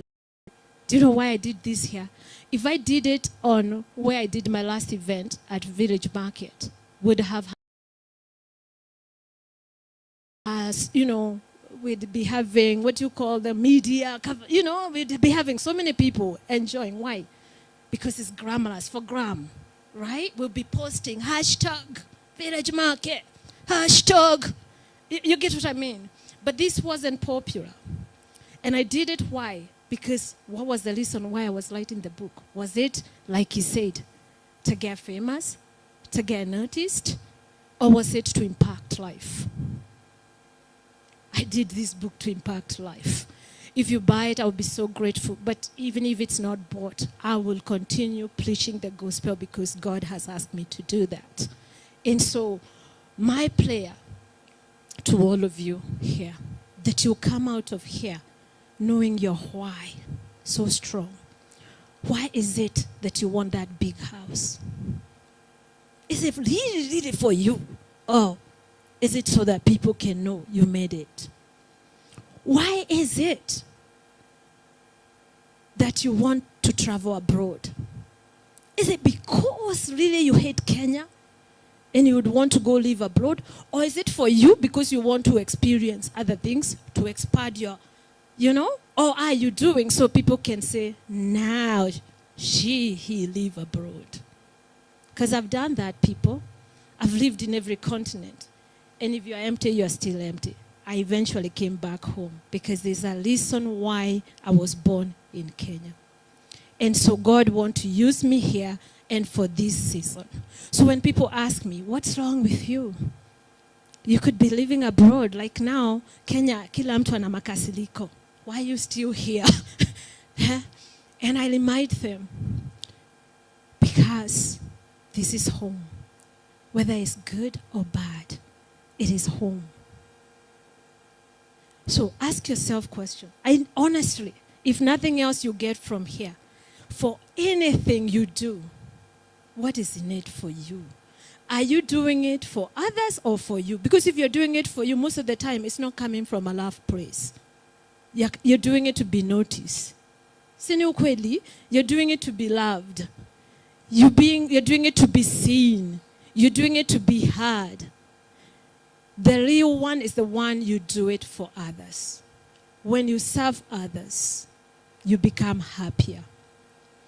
Because, my friends, there is no perfect skin. There's no perfect life. There's only good life. We are aiming for good life. We are aiming for healthy skin. We are aiming for happy life. Nobody will be buried with what we've earned. And I'm ambitious. By the way, don't get me wrong. My dear, I've written this book at 51 in the midst of menopause, right? So I could have packed it and say, oh, pack the towel. I don't need to do anything. I've made enough money. I'm good. But I'm not doing it for me. Because we are called to serve. Are we together up to this level? On our death, I've worked in hospital, by the way. Let me go back. Another story. I've worked in hospital in UK. I did a nursing home. In US, I've worked in nursing homes. I've worked in people's home who I've even had an old lady die when I was on shift, and I was the only one. Yes, I've dealt with all this. But I see my friend Susan, but hi there somewhere, my good friend Susan. Hi, Susan. And she's a nurse too, and she would tell you, we've never had somebody on their deathbed saying, I wish I could have bought a big house. I wish I could have driven a Range Rover. I wish, right? But what we hear people say is happy because of who they impacted. I'm happy my children are here. I'm happy my children are healthy. I'm happy I raised, you get, good human being. So as we thrive to become the best of ourselves, it's okay to be ambitious. And it's okay to like good things. By the way, I'm wearing a good shoe, so there's nothing wrong with dressing. Like he said, sometimes you have to smell good, sometimes you have to look good. But do not let that become your identity. I have friends who, I won't name names, but you will never see them without makeup, even when you visit their home. Because they believe they don't look good without makeup. That's a scar. I have friends who will only wear hairstyle a certain way, like he said, because they believe they don't look good when you see them. My forehead, so the hair is always like this. They're always like this. Right? Because that's a scar.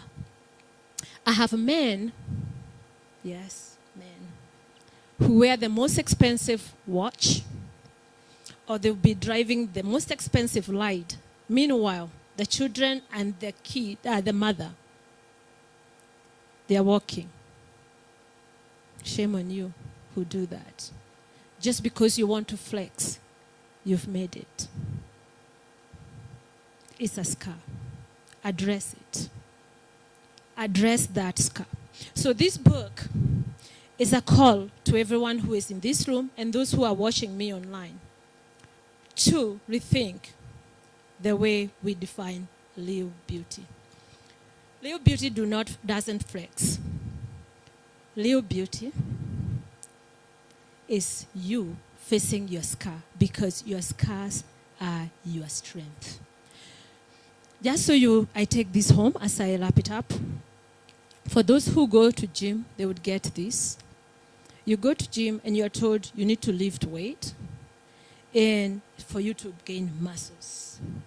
But for you to gain muscle, you have to let that weight be on, am I saying something? Yeah, is it true? For those who go to gym?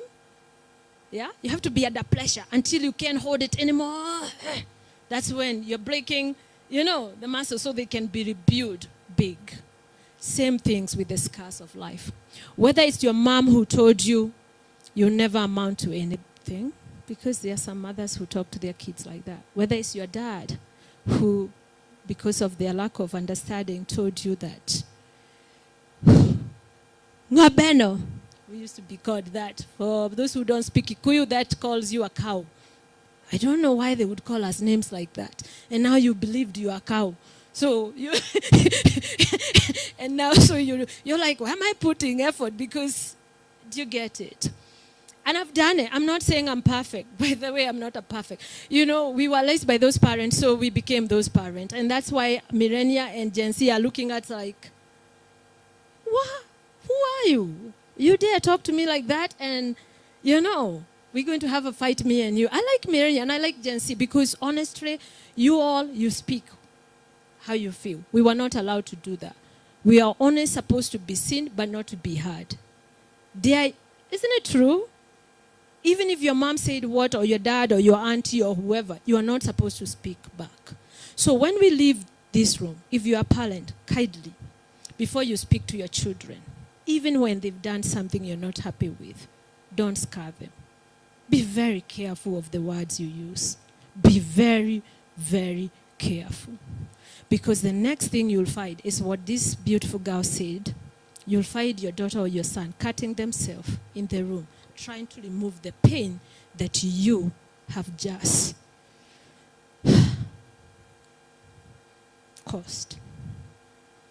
If you're an auntie, an uncle, please, your nephew, your niece, even though they have some sort of quirks, you see, don't go and telling them, I like the way you're looking at me, oh, you naughty child. When are you ever going to settle down?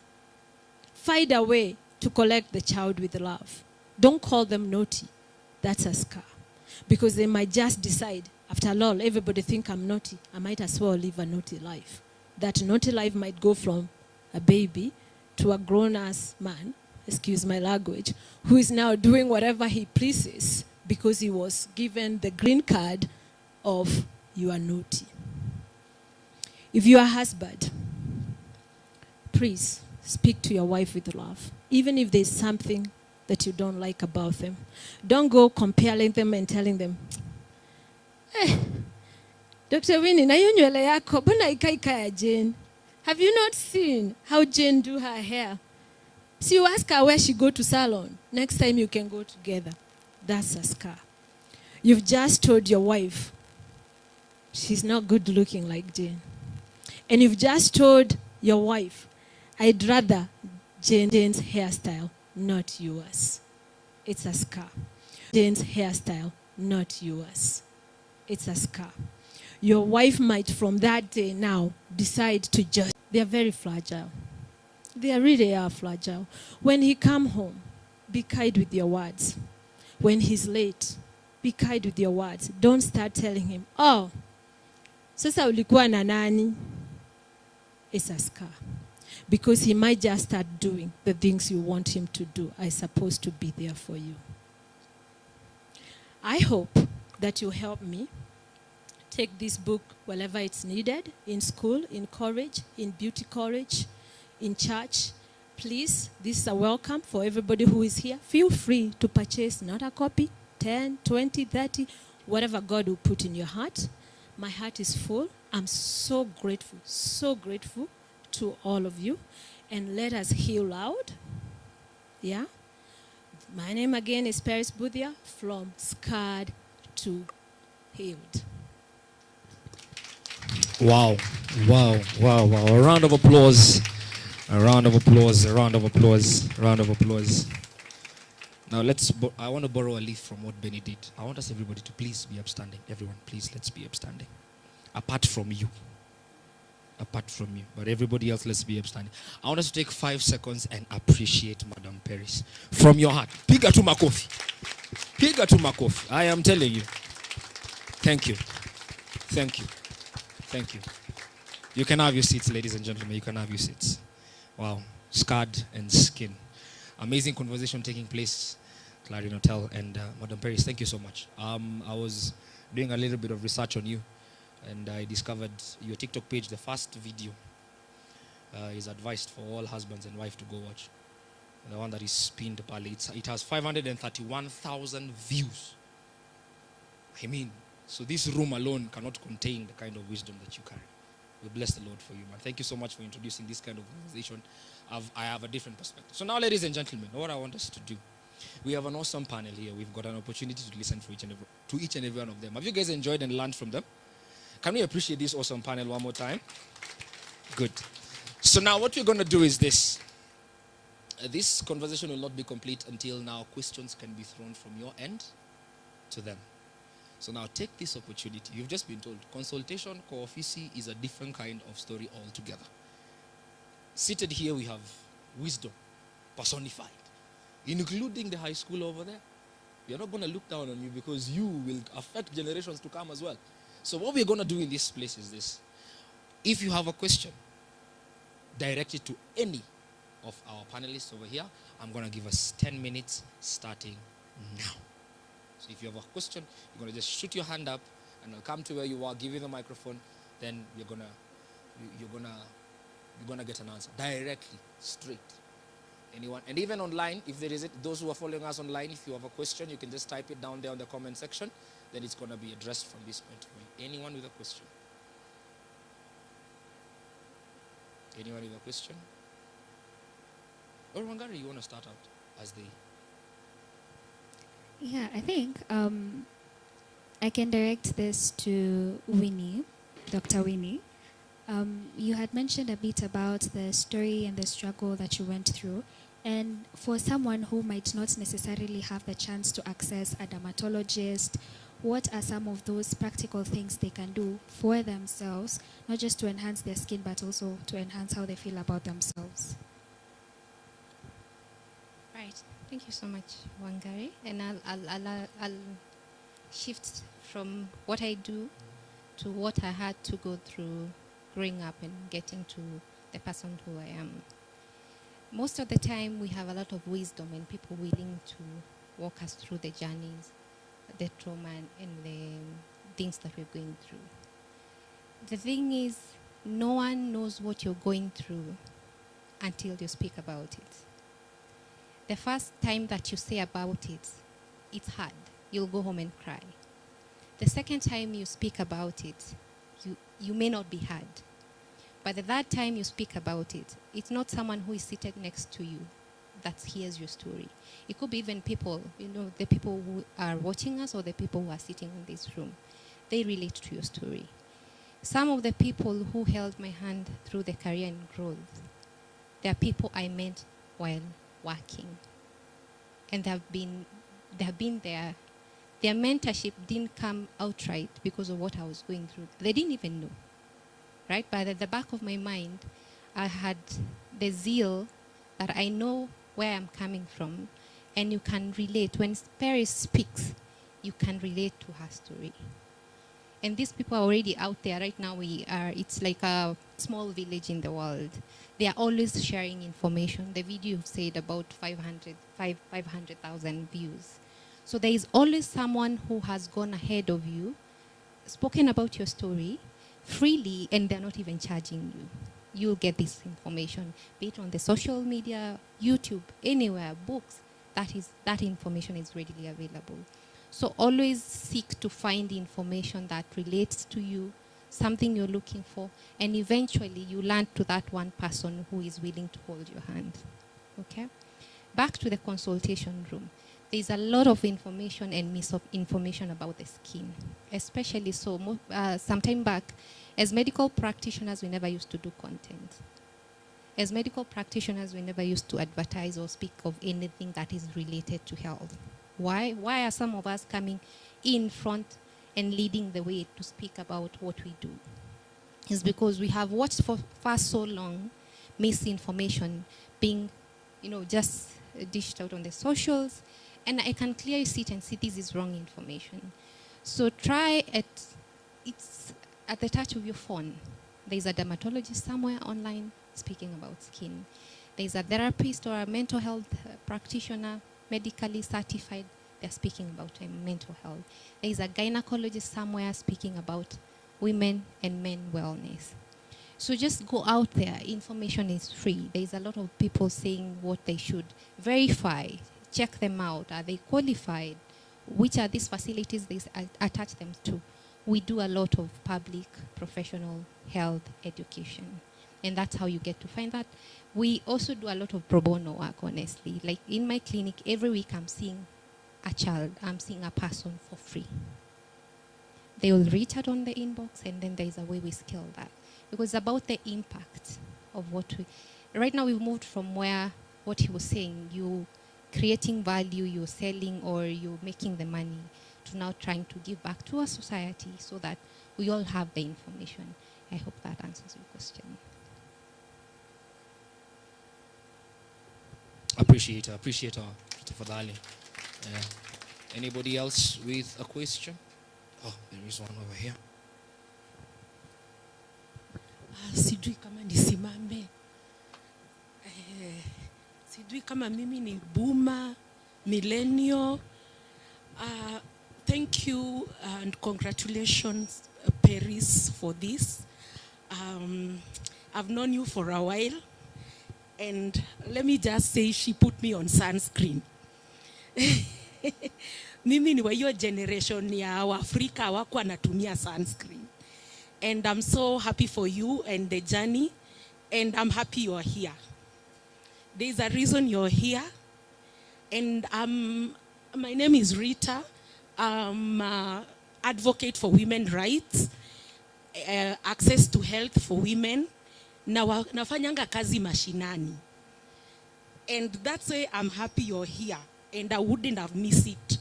And next time nataka kukuona uko mashinani, nitakupeleka. Sindio, I work with marginalized women. I train on HIV and nutrition and drug adherence. And let me tell you, uko wanawake wako na shida, and even the men. As a dermatologist, you know how the drugs, the effects of those drugs affect people living with HIV. The drugs are strong. We talk about the food intervention, but I've never seen anybody talk about the skin issues, those drugs, even the virusi vyenyewe, sindio. So this is a challenge to you, the team, how you are going to reach those women. Because the issue about skin is not for privileged women. And that's where a long time ago, we went wrong. Even, let me talk about makeup kidogo. Even when some of us today cannot go to some shops because we were treated badly long time ago. Let's not have classes when it comes to giving back and helping the community. Peris, you've said, uliangalia ukajuliza, what legacy are you leaving? People are if you talk about somebody, we want to know what legacy did you leave. Na si legacy uliacha kwa the haves. We want also information yako ikuje mashinani. Sisi wote tusaidiane.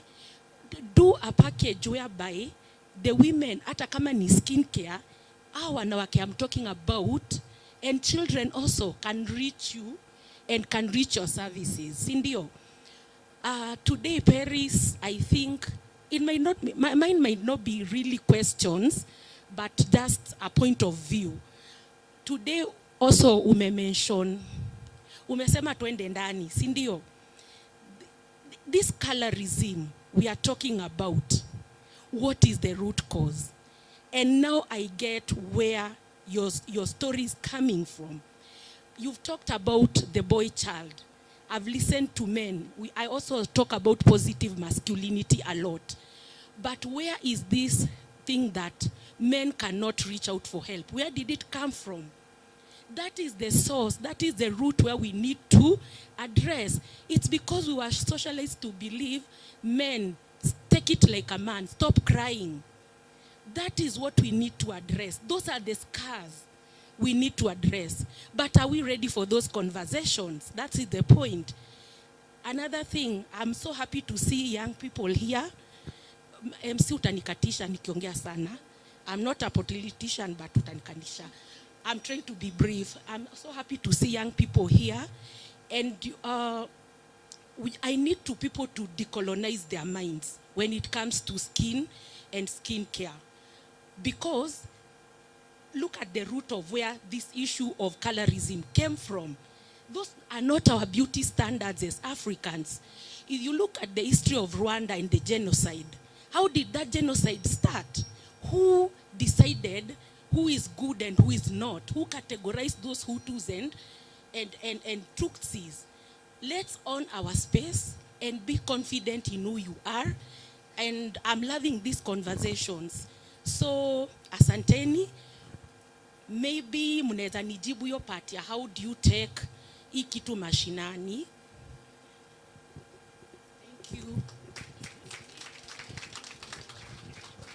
Wow.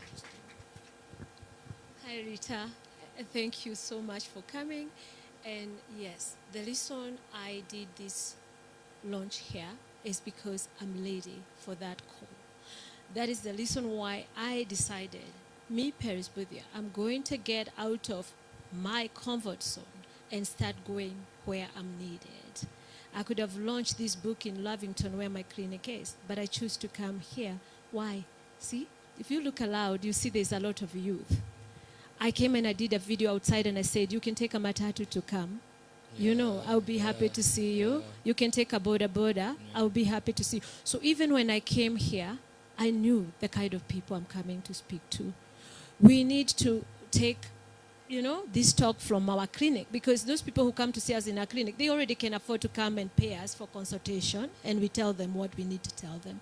But what of that person who is in the village who doesn't even know there's a dermatologist, who doesn't even know, you know, why they're having skin issues? And it could be medical skin issue.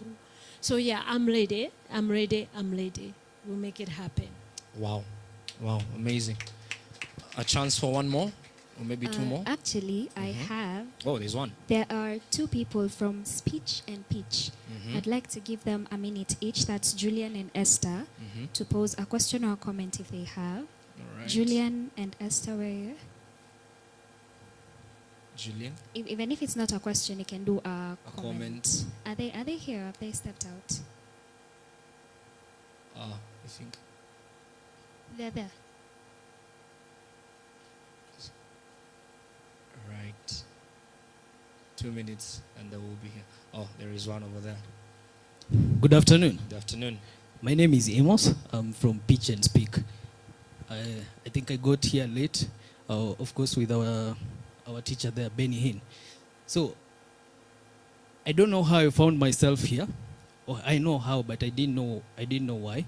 I found myself here because our teacher is here and he invited us to come here. But other than that, I concur with what Rita said. We are those men who do not believe in skincare. I thought I used to be that kind of man who did not believe in skincare. Until recently, I went to Coast. Barizi, upepo wa bahari, and then the next thing you find yourself the next day, your skin is peeling, sunburn. I never thought I could suffer from sunburn all my life. So the next morning you wake up and you have a sunburn and you start wondering. And you know the way men are, we hardly share our problems. So you're wondering, your skin is peeling and you're wondering, what is this? Until you find someone, a friend of yours tells you this is skin burn, and you used to think you are that masculine enough that you can't suffer from such problems. But then, so coming to this, I got here late, but coming to this, looking at the book, I've just gone through the book briefly. Seeing what is written in the book, I think this is a very commendable step. I want to appreciate what you have done. Even for us as men, we will demystify this thing. So like I myself, coming from the mentality of men cannot suffer, or we are not the type that suffers from sunburns and that, and coming to know that this is actually there. So it's demystifying. So thank you. Just wanted to comment on that. Thank you very much. Wow. Wow. Amazing. Amazing commendation over there. Amazing. I don't know whether Julian is here. Is Julian around? Oh, yeah. Thank you.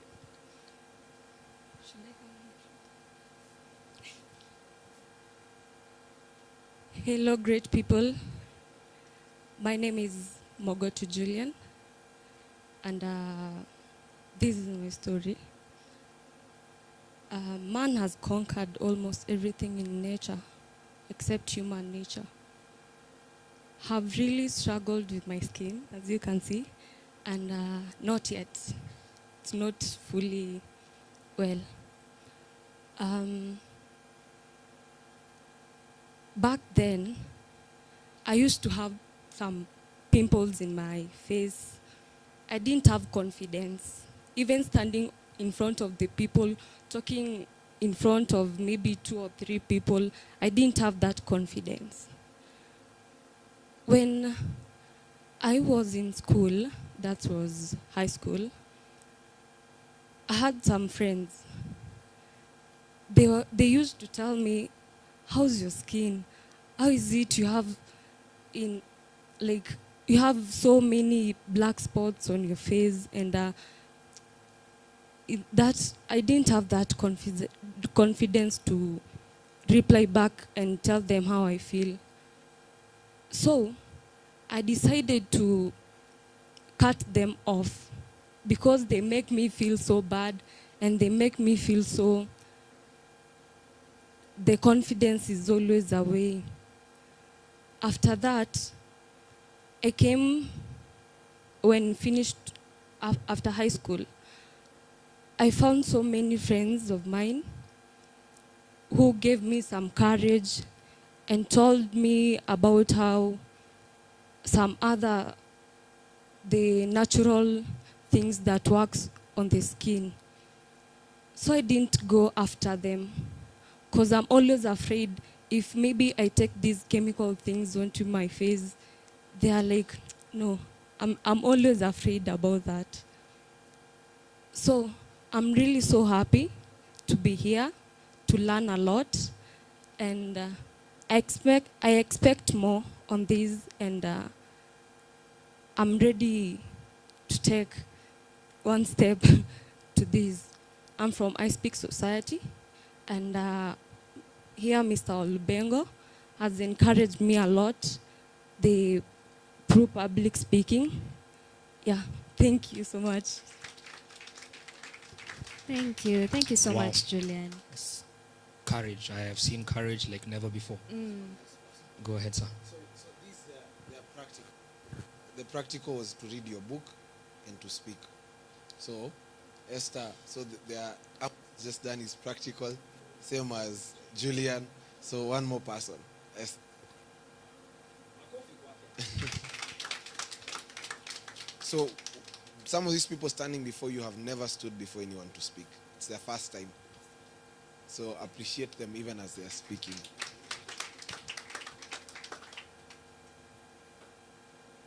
Thank you. I'm Esther Kibwe from I Speak. For me, today I was coming to learn more about skin. I do beauty, and I sell, for a long time I've been selling imported product, but recently I'm doing organic, man-made. But I was coming for skin because I thought that is my area. But now I have a new understanding altogether. Scar are many. Like for example, for sure me, sijaisimama mbele ya watu. So bear with me. Another thing, my scar is, okay, my scar is about that, studying before people. What was holding me back from studying before people is about mumeita nini hiyo ya mwisho, accent, from the era where we used to do the language, vernacular language, and therefore our main language was our let me call it Kikuyu language. Kikuyu language ile ya kule Nyeri yenye hainanga R, L, Ru, Ra, like that. And that one have really held me back from studying or talking before people until recently in our class, Wednesday, when our teacher here told us to know our area or our audience. And he told me that I can be able to look where I can invest or impact more. And here I am. Sidio, Sidimejaribu. Thanks a lot. I know my scar and I'll work on it, and I know with the time, next time I'll be talking a different story altogether. Sidio, asante sana. I remember when she came for public speaking, she was telling me I'm struggling with accent. So I can't be able to talk before people. But she's the most talkative in class. So you are standing here, there's something he does. You can have a picture with Madam Peris, Julian, Amos. Come.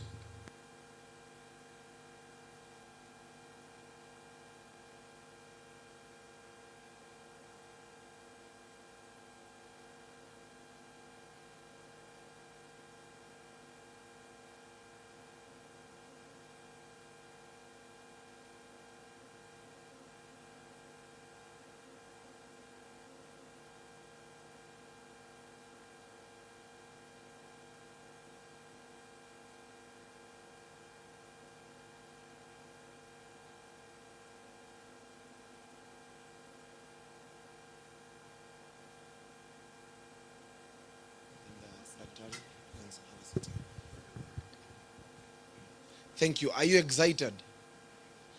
Are you guys excited? Thank you so much. Can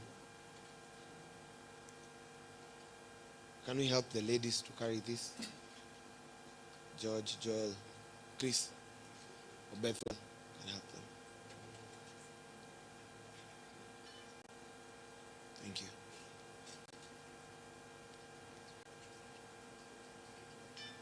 You can use another table.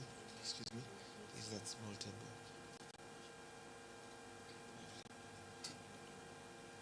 Yes. Not now. Where's the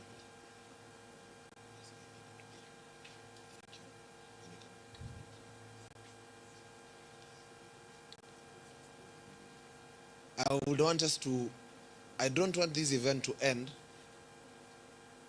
Now you can all concentrate. No. Without us acknowledging Mr. Martin Mbuthia, the husband to Madam Peris.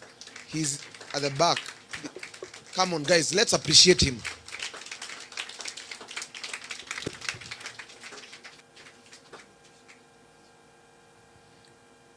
I would want him to just come and share something. Can we appreciate him again? You know, the reason I want us to just hear him out, Mr. Martin is the one who walked into my office. It was 2.5 months ago. It was the birthday, almost the birthday of Madam Peris. 51st birthday. And he said, I want to give my wife a gift. He asked Madam Peris, what gift do you want? And Madam Peris said, I want a book. And I've gotten I speak guys to partner with me to ensure I've written this message. And so he sat down with her. The interview with Madam Peris was the simplest. I remember the team sat down with her for 4 hours. And she talked. She shared the story. And she poured out everything that she carried. And that's how now we ended up packaging the message the right way. But even for Mr. Martin to sacrifice, because I remember he told me, I don't have a problem paying whatever we need to pay for this book to be done and packaged the right way.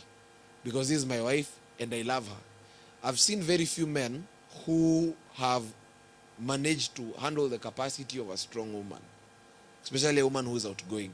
You can see him even seated at the back, like he's behind the scenes, you know. Very few times have I seen men who can sit behind the scenes and just ensure that the wife is shining without them taking the glory in any way. So for me, it's a golden opportunity to even learn as a young man, right? That you can, like being number 2 and just supporting the woman that God has brought in your life, it doesn't mean that you're weak. It just means you're even stronger. So I would want him to share something with us because he knows Peris better than all of us. Yendi anamjua fiti, right? Yeah, so let him share something with us, and then after that, I'll tell us what to do next. So for the men, this is the time you concentrate. Tunafundishwa 2 principles of marriage. How to stay in marriage for 30 years. Sindio? Yeah. Thank you, sir. Thank you so much.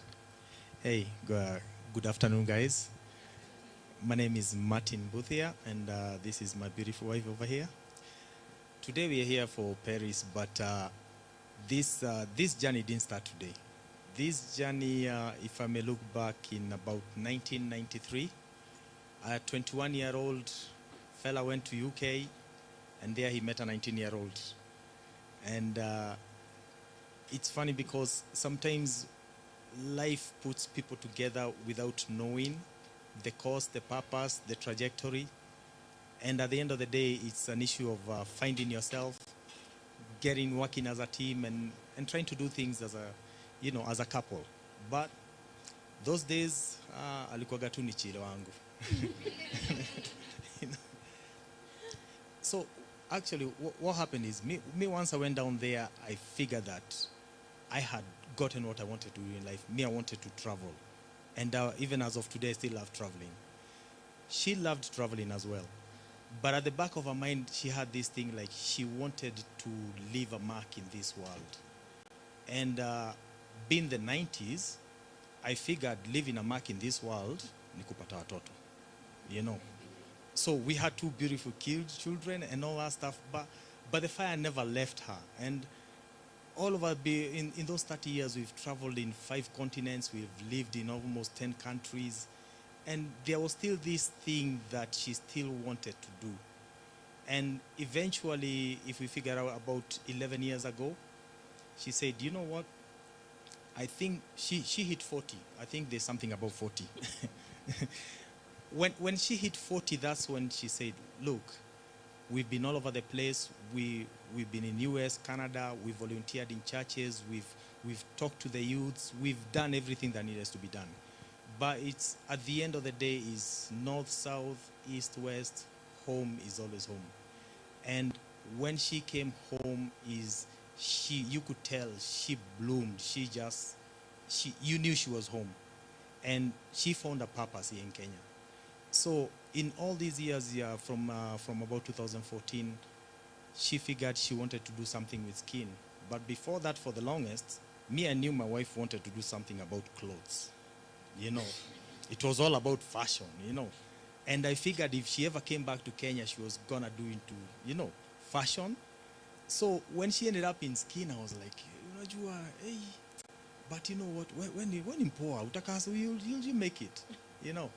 And it's funny because that is when she finally found her purpose. That's when she started to impact people. And that is when she actually started to leave a mark in this world. And she started on that. Then the funny thing is, for the last, was it 10 years? We kind of lived separate because she came to Kenya to open up a business, skincare skin business in the medical spa. And I had to stay in Canada, raising kids. So when my wife left in 2014, the youngest was 8 and the oldest was about 17, 16. So I became both, you know. And it's funny because I think as long as you're in agreement, you can do it. It don't matter. You don't see the hardship, you see the end goal. It's my wife started blooming. You could tell she was making an impact on this.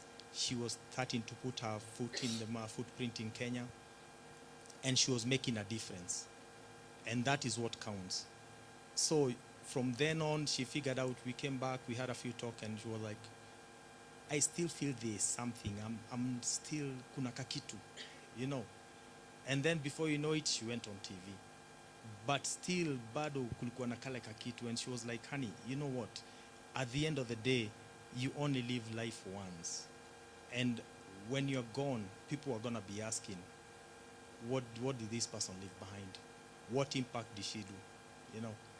And me, as far as I was concerned, is watoto wawili na mjukuu. Mimi niko set. You know? But like I said, but we see things differently. And that's where the men and women come in. And that is where she said, honey, look, don't take your experience with you. You have to leave it here. You have to. And she has something she keeps saying all the time. You have to empty yourself. You know, before I used to think it was more of a, something different. I didn't take it that way. But her idea was you have to empty yourself. And by emptying yourself means you have to give it all, your all. You have to leave everything you know, you have to leave it in this world. You can't take it with you, you know. And it wasn't until she started writing the book, the first book she wrote, that's when I started to get, even, anyway, I'm guilty as charged. As men, we kind of get things after the fact, you know. So it is when she started writing the book in 2019, the first book, and I started now to really get what actually saying. It is, she asked, when you have grandkids and you're gone, where I don't want them, what was my grandma like all she has to do is read the book. Go online and see what she did. She's going to leave an impact. And the beauty of it is that what you see with my wife here is actually what she is. She's the same thing all over. There is no two personalities. Peris wa hapa, ndio Peris wa nyumbani. And that's one thing me I love. Me, I'm behind the scenes, I know it all, so I know, you know. So now that we are where we are today, and she said, you know what, I'm hitting 50, what do you want to do? 50, she always has something that she keeps insisting and I keep refusing. She wants to go on a cruise, you know. And I've always said, I'm a man, kama sioni land, I cannot go, you know. So we figured, before the cruise comes, what else can you do? She said, listen, I want to write another book, you know. And having written the first one, the second one, I think became way much easier. She has matured as an author. She's more focused. She's more aligned with the message that she wants to send this time. The first book, and I'll quote Walubengo, the first book was about image. It was a memoir. It was a memoir. Yeah, it's in no. Yeah, the first book was, aliongea mtoke. But now the second book is more focused. It's deeper than, you know, it's deeper than everything else. So like I said, she met I Speak, I met Walubengo, and I just let it go. Yes, the rest is history. I spoke to Walubengo, I figured this guy has it. I Speak, they have something good going on. They are trying to tap into the talent of the Gen Zs. He's doing a really good job of it. All the guys here behind the scenes, they are all Gen Zs, they are all our kids' ages. They are very professional, they are very focused, and I'll tell you a fact, they have more energy than me, so me, I can't keep up with them. You know, so Walubengo, thank you so much. Thank you for what you've done. Keep doing it, and I can't thank you enough. All I know is you're creating an impact. You're gonna go far. Thank you so much. Thank you, guys. Thank you. And I want us, George, how many books did you buy? 4 so far. Next weekend, Peris is speaking to more than 500 young, not even 500, 1,000. And we wanted to sponsor at least 100 books. So I want us to do this swiftly. If we can be able to sponsor whichever number of copies we can, it will be good. So for us, as I speak, we've brought in the people, we've brought in the machinery, and just to congratulate every person who you're seeing here has passed through a class in I Speak. George went through public speaking classes. Wangari is the former vice president of St. Paul's. She's gone through moderation classes. You can wave. So if you ever do an event and you need moderators, these guys will do it. Bethwell there is our graphics designer. You can wave. So Betty is our head of programs at I Speak. Henry here, the videographer. He's in charge of experiences, outdoor experiences. You can wave Henry. And they run a company called Divine Adventures, where they help people who struggle with masturbation, phone addiction, fear, anxiety. They take them through outdoor experiences, and they also work with boys who've been raised by single mothers to become strong young men. So they do something very unique. So we want to appreciate. So can we support this so that when Peris is speaking to these young people next week, she will not sell to them, she will donate. So those are 100 copies, right? So we've done 4 so far, so 96 more to go. So we will do it line by line. Sindio? Nenda laini kwa laini. Wajua Peris ni bola, yeye hajui kulizia pesa. So wacha mimi nifanye hii shughuli teketeke. Sindio? A quick work of the Lord. Hii laini venye mko hivi. Yes ni nini? Sasa mna agree mkiwa kwa hiyo laini. Nikikuja mnaniambia ni ngapi. So have a conversation venye mko. I'm going line by line. Line upon line precept. Have a conversation. Agree kama hiyo laini. Then we'll do cake cutting. And by the way, there are some snacks, so don't go without having them. Discuss them kwa hiyo laini. Mseme mnatoa copies ngapi? Discuss. Nakuja kwenyu kama watu wa mwisho. This line, one copy. So, yes? So, Madam Peris, this line they have done 2 copies. So her team should be, excuse me, the team at the back should be super alert. So Jean, This line they've done 2 copies. This line mnafaa muagree tu hadi kani mtu mmoja ndo sponsor. Kaeni nikaa nyinyi wote. Yes. Yes. How many? 1? Let's appreciate them. Come on, let's appreciate them. This line. Uko na group ya kubaia. Thank you so much. How many? Ni wengi. Let's appreciate her. She said she has a group. Madam Peris. Let's appreciate these people. This line, 1 copy. Thank you. I hope you are recording. Just want us to know the targets we've hit. This line. Henry. Joel has said he's taking 1 copy. Let's appreciate Joel. This line, you've already taken. Thank you. This line, sir, 2 copies. Let's appreciate them. 2 copies. So, yes, 4 copies. You've already taken 2. So, this row, they have bought how many? About 10? Excuse me. Concentrate, guys. This row, we've done 10. Let's appreciate them. This line, you've already done 1. Lovely. Amos, 1 copy. Thank you. Excuse me. This line, let's appreciate this line. We've done 2 copies. This line, 2 copies. Lovely. Let's appreciate them. This line, 1 copy. Sabina, 1 copy. This line, we've done 2 copies. Let's appreciate them. This line, mshachukua 4 plus 1 plus this line, we've done 6 copies. Let's appreciate them. This line, 1. You're taking how many? You've done 1. Madam has done 1. So those are 2 copies. Lovely. We've done 20 copies. So we've done 20 copies so far. Let's appreciate ourselves. And so once you're done, please pass by the desk, do your payment, and it will be good. Where is Madam Peris? Oh, okay. Thank you. So we really appreciate you. And it doesn't end here. We still want to push a campaign, even with the community that Madam Peris has in diaspora. We believe that this conversation will keep going, right? So Madam Peris, maybe you can come. We do cake cutting.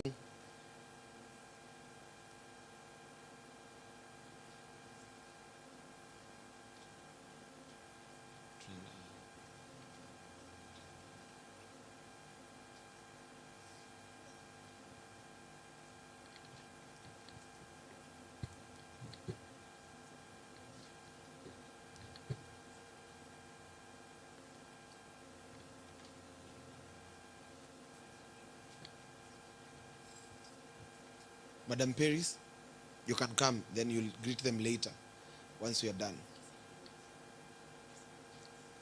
As she'll be signing her books, she will get to interact with all of you so that you're able to beat time. Thank you. Where is Hannah? And I can get 1 other person from my girls. Then 1 person from your family. No, like family, extended family. Yes. Lovely.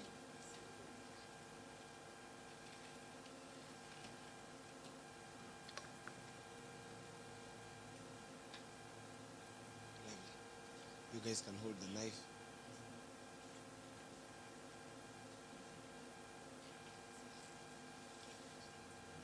Dr. Join. Betty. And join.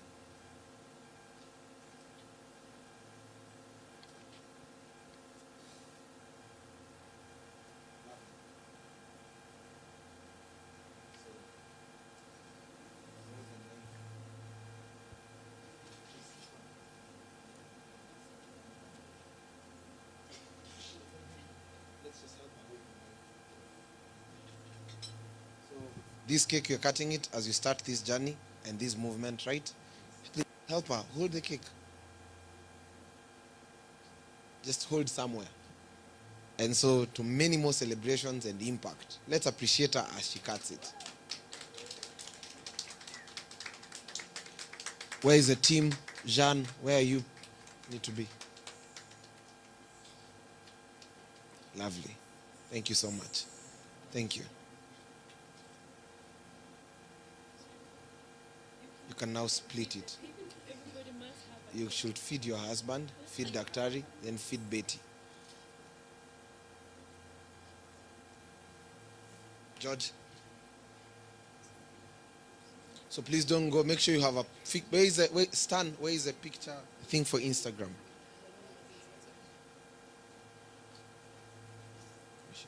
Here it is.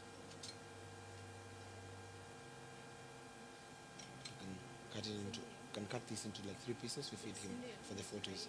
Yeah. Where's Ongari? Yeah, I can do that. No worries. Yeah.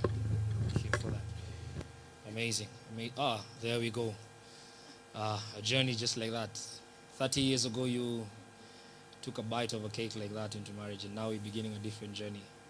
There we go. Oh my God. I hope that has been captured. I think we need to redo that one again. We need to redo that one again, right? Yeah. The photographer tells me we need to redo that again. The one where you are being fed. Yes, that one needs to be repeated. There we go. Take your time. Oh my. There we go. Amazing. Dr. Madam Peris, tuifanyie tu hapa katikati tu hapa. Hapa tu katikati. Hapa tu katikati. There we go. Yeah. Yes. Take your time. Daktari, face the camera. You know? Yeah. There we go. Yes. Remember to smile and face the camera as well as you. Take your time. There we go.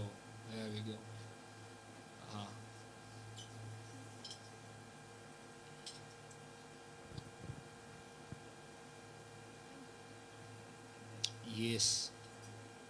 Take your time, savor the moment.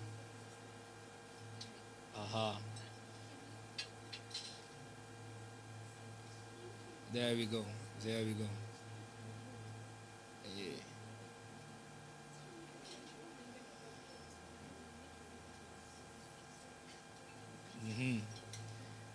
One more person who needs to be fed by the author of the day.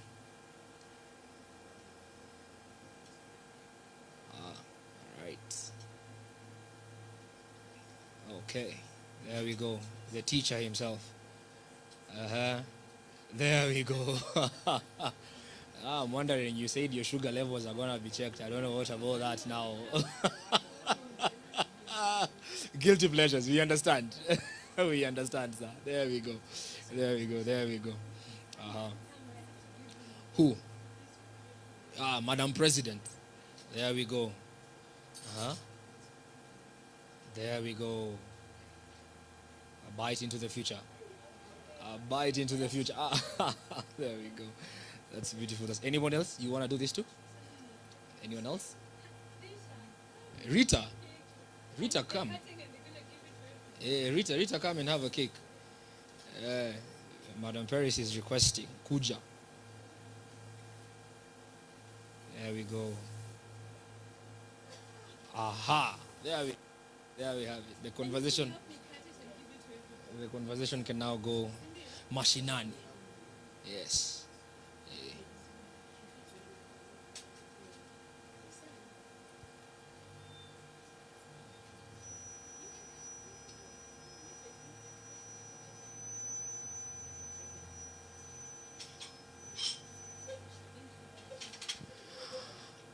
All right. Right about now, each of us is going to receive a piece of this cake.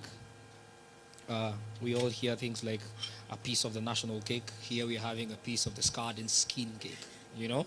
Yeah, a journey that began very many days ago, and now it's finally found the day of light. Congratulations to the author. Congratulations to the husband, even allowing this to be possible. You know, thank you, sir. Thank you for sharing her with the world. It's amazing. See, friends, sharing a moment. Kamerameni, umepata ile, I am telling you, movement. So remember to network, share, walk around, find out who you're seated next to, know what they're doing, find out whether they have a company. Hey, sorry, sir. Sorry. It's a good moment to network, find out who is seated next to you. Buy the book, read it, talk about it everywhere you are.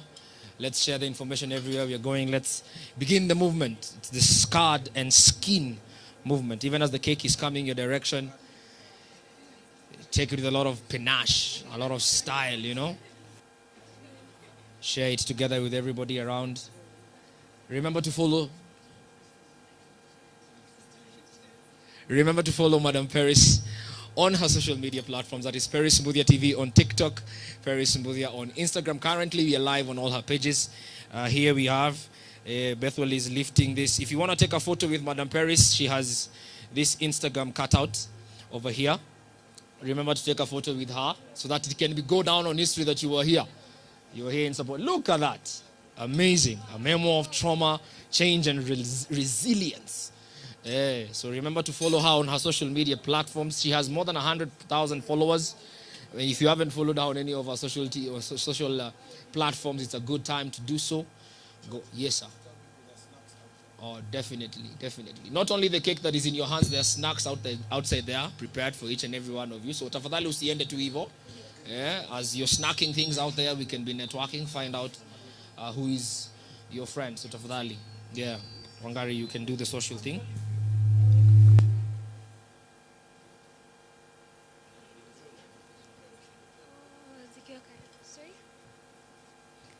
Yes, at this point, even as we enjoy the cake, as we serve the refreshments that are just outside the door, you are free to network, to interact with each other. And also remember, Dr. Peris is available for book signing. So in case you've purchased your book, please, you've gotten it signed by her. And yes, thank you. Yeah. Make sure your book is signed. Don't just go with it. Make sure it's signed by her because she's here and she's willing to do it. And right now, you're free to network. They have the snacks outside ready for us to have times with it, so please enjoy yourselves.